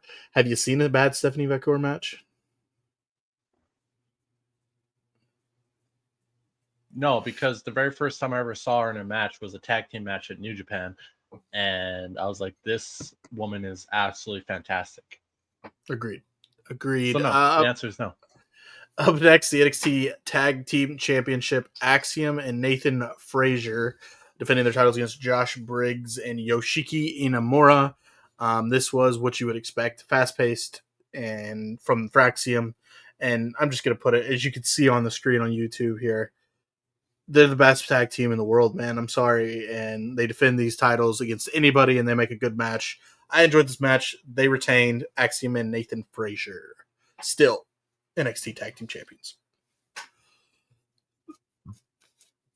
Yeah, prototypical Fraxium match here. The pace is just ridiculous. There's no way that Fraxium, like Nathan Fraser, at the speeds that he works at, you would think he'd fuck up more often, but he doesn't. He simply doesn't. Mm-hmm. It's ridiculous. Kudos to Briggs and Inamura here. This was like your prototypical Cruisers versus Giants type match, where it just works. It's absolutely fantastic shit. You're right though. Fraxium is the best tag team in the in the world. You put them up against anybody right now, and you're getting a banner match. They're 5-star, walking 5-star match machines. Yeah, agreed. I hate to do this in the middle of the final segment here, but can we take a quick pause and see? I think we're having some audio issues. I just want to take a quick pause. We'll be right back. Just a second. 1 second. Be right back here on Top Rope Renegades with This Week in Wrestling. Okay, we're back. Quickly here. We talked about Axiom Nathan Frazier retaining. Post match, though, the teams went to shake hands, and then they get jumped by this mysterious team. Retribution 2.0. Retribution 2.0, sure. The names of these people are Cutler James, Dion Lennox, Osiris Griffin, and Saquon Sugars. They attacked him. There is no name for this group yet. Maybe we'll find out on NXT TV Saquon Tuesday. Sugars, insanely fucking talented. Yes, and we've hyped also up Dion Lennox. Actually, when you really think about it, makes perfect sense because the last interaction he had before this was with Oba Family, where Oba Family was like, "I don't give a shit," and walked away. Yep. And Osiris Griffin followed me on Twitter, so I love these guys. They're my favorite faction of all time. Up next, once he figures out who you are, he's gonna unfollow that quickly. Shit. This loser. Backstage, Stacks talks about how Tony D got played when he got beat up by Sean Spears and his buddies after Izzy Dame clipped him with a weapon. Tony's out for a while, so Stacks is handling the business, and he's taking the head off the snake and says the D'Angelo family is the only family in NXT. The strap match between Eddie Thorpe versus Trick Williams happened. I'll just be very frank here. Didn't really like this match until the finish. RK, what did you feel with the strap match? Strap matches historically are not great matches. It's all about the story that matters more than anything. That's why the Drew Punk one worked so well. Mm-hmm. That's why Cody had a very famous one in AEW. MJF. That worked well because the story, right? Mm-hmm. This was a quick build to the Eddie Thorpe Trick Williams. I mean, not a quick build, but not a big build, if that makes sense. It was just Eddie. It's more about Eddie than anything, really. Right. I don't know. You got to be an Eddie fan, I guess, to really like it. I thought it was a decent match. I like Eddie. The finish, I didn't see that coming. Yeah. But when you really think about it, let's go. Let's Yep. go. Eddie hits a boot and he uses the strap, hits a low blow, and then hits a running knee of his own to pick up the win over Trick Williams. Trick Uh, Williams lost to his finisher. yes. Could that have been Trick Williams' final match in NXT? No. I don't know. It's announced that we're going to hear from Ricky Starks, who isn't technically Ricky Starks. Is that what's going around right now? No, I haven't seen that. I was just guessing. It's announced we're going to hear from Ricky Starks, who isn't technically Ricky Starks because he technically doesn't have an official name in WWE yet because it hasn't been set. But he'll be signing his NXT contract on Tuesday. Ethan Page versus Javon Evans. This match was... I just love Javon Evans matches, and I love Ethan Page matches, and these two came together really well. The finish comes when Javon, after going through multiple wild moves, like jumping, across the freaking announce table per usual from the ring and all that stuff. He goes for his springboard cutter, but Page catches him in midair with a right hand to his injured jaw. The mouthpiece that Javon is wearing goes flying. And then apparently this is the name of the move that Ethan's been hitting recently, the Twisted Grin. He picks up the win over Javon Evans. 2 matches in a row. I didn't think that certain person was going to win, but they did. I thought Ethan Page was going to win this match right from the start. Mm-hmm. The story, the build here, Ethan Page losing here kills all the momentum that he's had with this build for the last month. Javon losing this match doesn't hurt him. It just actually lets him build more of a comeback story out of it all. Mm-hmm. It's 100% the right call. The psychology of this match was fantastic. They built it all around the jaw injury. Having Evans fired up and full of piss and vinegar for this match. I mean, how else do you put it? It was great shit. Page, yeah, it was just all around. I mean, it's the right call, and it builds this feud even more so. You end it here, and you kind of have a blow off to a half finished story. Fair. That's fair. That's a good way to look at it. Up next, the NXT Championship. Obafemi defending against Austin Theory and Grayson Waller. This match was good. They always seem to have good triple threat matches in NXT that include Obafemi. Showcase of Oba's power. The teases of will they go up and fight each other for real this time between Waller and Theory, which we kind of do get the breakup at the end. Breaking up of pin counts and whatnot. But Oba, capitalizes here. Oba punches a chair out of the hand of Theory, gets hit with the DDT. Theory hits the A-Town down under, but Grayson Waller pulls the referee out of the ring. Theory is in disbelief, and Oba goes after him. Grayson sneaks in, but hits Theory with the stunner, missing Oba. Oba capitalizes on this with a fall for Grace for the win. Obafemi is still your NXT champion. Yeah. When Grayson Waller pulled the ref out, I was just like, Austin Theory had the match won. Yep. All Grayson had to do was the match was over. Yep. It's great shit, man. That's got to be the tipping point, right? That's got to be. I hope so, because I really think Theory can thrive as a face in WWE. I think it would help him also come back from the stigma of being Vince's boy. Yeah. It's not really his fault. It's just unfortunate. But he has a ton of talent, and he has the look. He really does. He is perfect shape, and he can talk on the mic, and he's got the gimmick and all that shit. And if they package him right, Theory could be a star in the business, top tier. Grayson, though, natural heel, and it fits him perfectly. And his ego got the best of him, and it's great shit. And Oba obliterating that chair with a punch. I love seeing that shit. That's always so much fun when you see a big monster doing that. Who takes the title off of Oba? Nobody. Who can? I don't know, dude. I don't know. I don't know how long he's Tony gonna hold. D.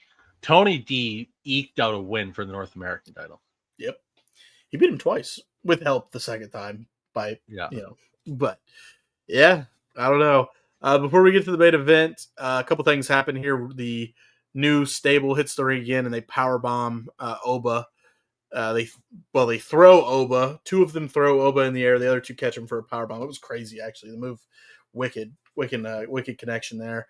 Um, and then backstage, Ava is interviewed and discussing Roadblock, which will be happening at the theater in Madison Square Garden a few weeks before Stand and Deliver. Ariana Grace is back, and she interrupts and thanks her for allowing Ariana to go and be the liaison of NXT for TNA.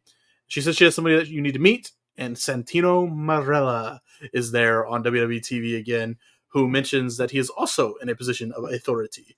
Ava teases mentioning their familial relationship, but forgets it and leaves to talk stuff over with Santino. So who knows what Ava and Santino are talking about? You I mean would, Ava and yeah, Santino. Ava. I have not seen you in a long time. Last time I saw you, you were this tall, and now you're this. Yeah, I kind of still want to see. I know the AEW has done the whole Forbidden Door thing, but I want to see a TNA versus NXT pay per view kind of deal, or just a night of NXT versus TNA. That'd be cool. Our stars versus your stars. Why not? Let's have some fun. Speaking of fun, it is the main event of the pay per view. NXT Women's Champion Julia defending against Bayley, Cora Jade, and Roxanne Perez. I liked the match. I thought it was a good match. All all four women, I thought looked good in this match. We had the moments of Roxanne and Cora breaking up, the moments of Bayley and Julia working together and saying, "Okay, we need to shut these two up so we can handle business." The finish comes when there's Cora breaks up a roll up that Roxanne had for two. She hits a double arm DDT, but Julia takes her out with the Arrivederci knee. Did I say that right? Arrivederci? Arrivederci. Arrivederci. A knee, a V trigger. She adds one to Roxanne, and then she hits the Northern Lights bomb and picks up the win. Roxanne goes out on her shield here, and the winner, still NXT Women's Champion Julia. A lot in this match, I know. I kind of rushed through that, but what was your takeaways, man? That's why moving forward, I take care of the matches because I care about the matches more. The fact that you think I don't care about the matches just actually I'm pissed kidding. me off. I'm kidding. I'm kidding. Calm the fuck down. You're so sensitive. Always sensitive. You're always sensitive. You can't take a little criticism. Friendly jab from a friend. Your friend Mm-hmm. from another Mm-hmm. country. What Yeah, and friend is then when if, Arcade if a Canadian isn't your friend, then who is? and then when Arcade takes criticism, he turns into a grump, and we have to restart the whole podcast. Wow, you're really gonna go there? Okay, fine. Restart this fucking podcast. Well, Then. no, we are almost 3 hours in. We are not restarting this one. Okay, then shut your fucking mouth. See what I mean? It was just a friendly jab. It was just a friendly jab, bro. No, you were taking sensitive jabs. No, I was not. You'll need like a second and third and fourth and fifth jab. Was that a reference I to don't know. something? I don't know. Was that a reference? Somebody out there will be. Was I supposed to get that reference? No, did you? No, I don't even know what the reference is. That's why I'm asking you. I don't even know what the reference is. Oh, well, carry on. What did you think of the match? Stop being a sensitive little bitch. Anyways, Says you. That's the theme fuck of this you. episode. Are we really gonna go with this still? Let's do it. I'll take my hat off. We'll fight.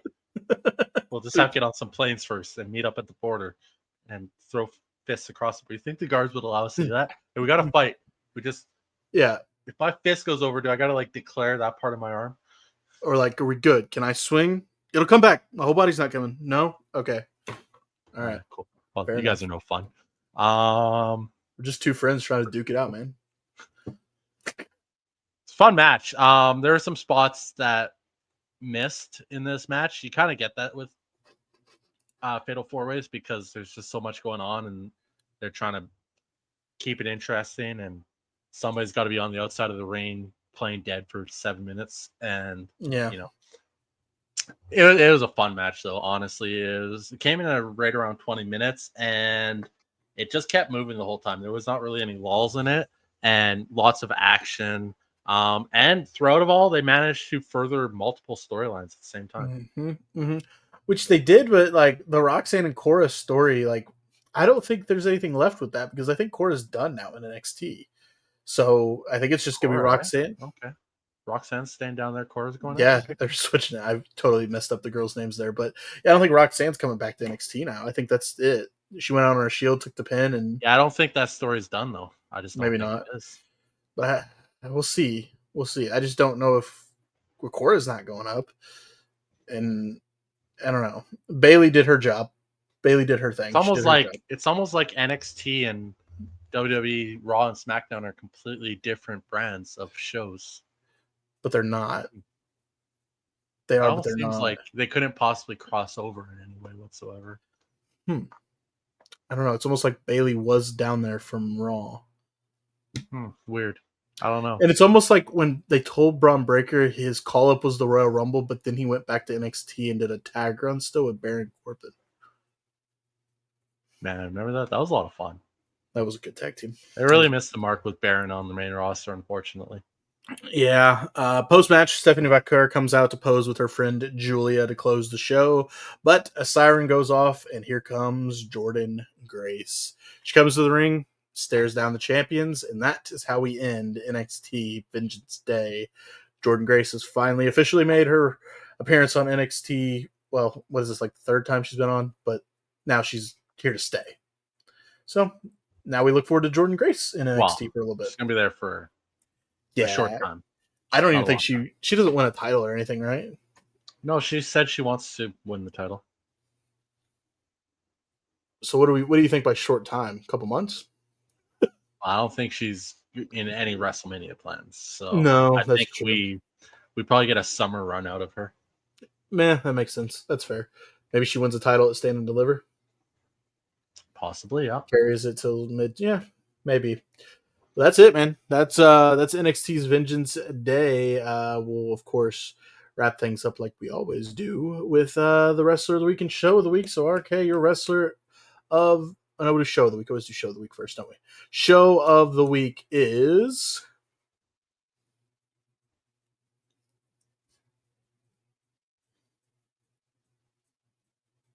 It's a tough one. None of them really stood out in any major way. Mm. I don't know. I'm gonna go with Raw. I'll go with Raw. I'm gonna go Vengeance Day. I enjoyed it. I enjoyed the matches. You always pick the pay-per-views. That's so predictable. Well, I also didn't want to pick Raw and be the same as you because then you'd call me a copycat. So there's really a lose-lose here for me, RK. When have I ever called you a copycat? All the Ever. time. All the time. Not once. All the time, man. You guys don't know how he treats me off stream. Treat him exactly the same way I treat him on stream. This is my cry for help. LA Knight told me it was okay. Try to do this by yourself. LA Knight told me it was okay to cry. And damn it, I would have cried. You really need to be in that list of Miz and Drew McIntyre, the biggest crybabies in the world. Hey, WWE champions. That's all I have to say. I'm gonna go. What have they done lately? Drew was in probably the biggest feud of 2024. And did he win a title? No. Yeah. What's your argument here? I don't know. What are we arguing about? I liked NXT's Vengeance Day. I liked it. The trick match, I guess, maybe turned it off for me, but Vengeance Day, yeah. I think it's just more so I like watching Frax team do their thing, and they really stood out for me. So your wrestler would be? So that's a tough one. That really is a tough one because there was a lot this week. Can I do a cop out? What? No. Top rope Renegades chooses Chris Bay. No. You can't. Yeah, argue. you can do that. That's for us. That's for us. But you're individual. Yeah, go ahead. It's a tough one. I'm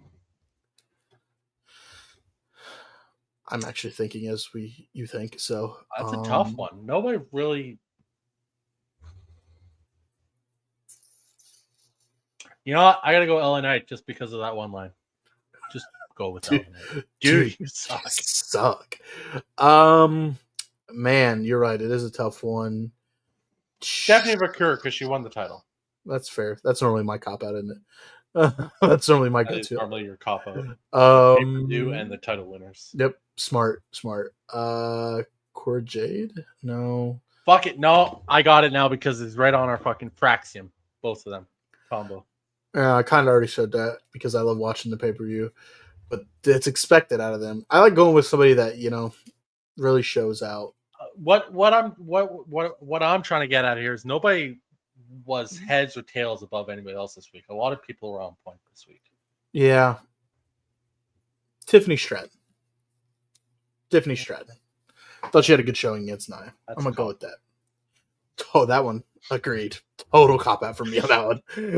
All right, that was episode number 41. You can check us out on YouTube, Spotify, Apple Podcast, Amazon, and Audible. If you would like to use those audio versions, we will be there available as well. Stay tuned to the channel. We're gonna have some content. 5 chances to watch, listen, whatever you want. Watch, listen, rate, leave a 5-star review if you enjoyed the show. Leave some comments on YouTube, like, subscribe, all that. Leave a 1-star review if you don't like Kurt. It's perfectly fine. Totally fine. Let me know what you don't like about me. It's going to be RK's burner accounts, just all in the comments. With that being said, I am Kurt. That is RK, and we are the Top Rope Renegades. Thank you so much for tuning in. We will talk to you guys next week.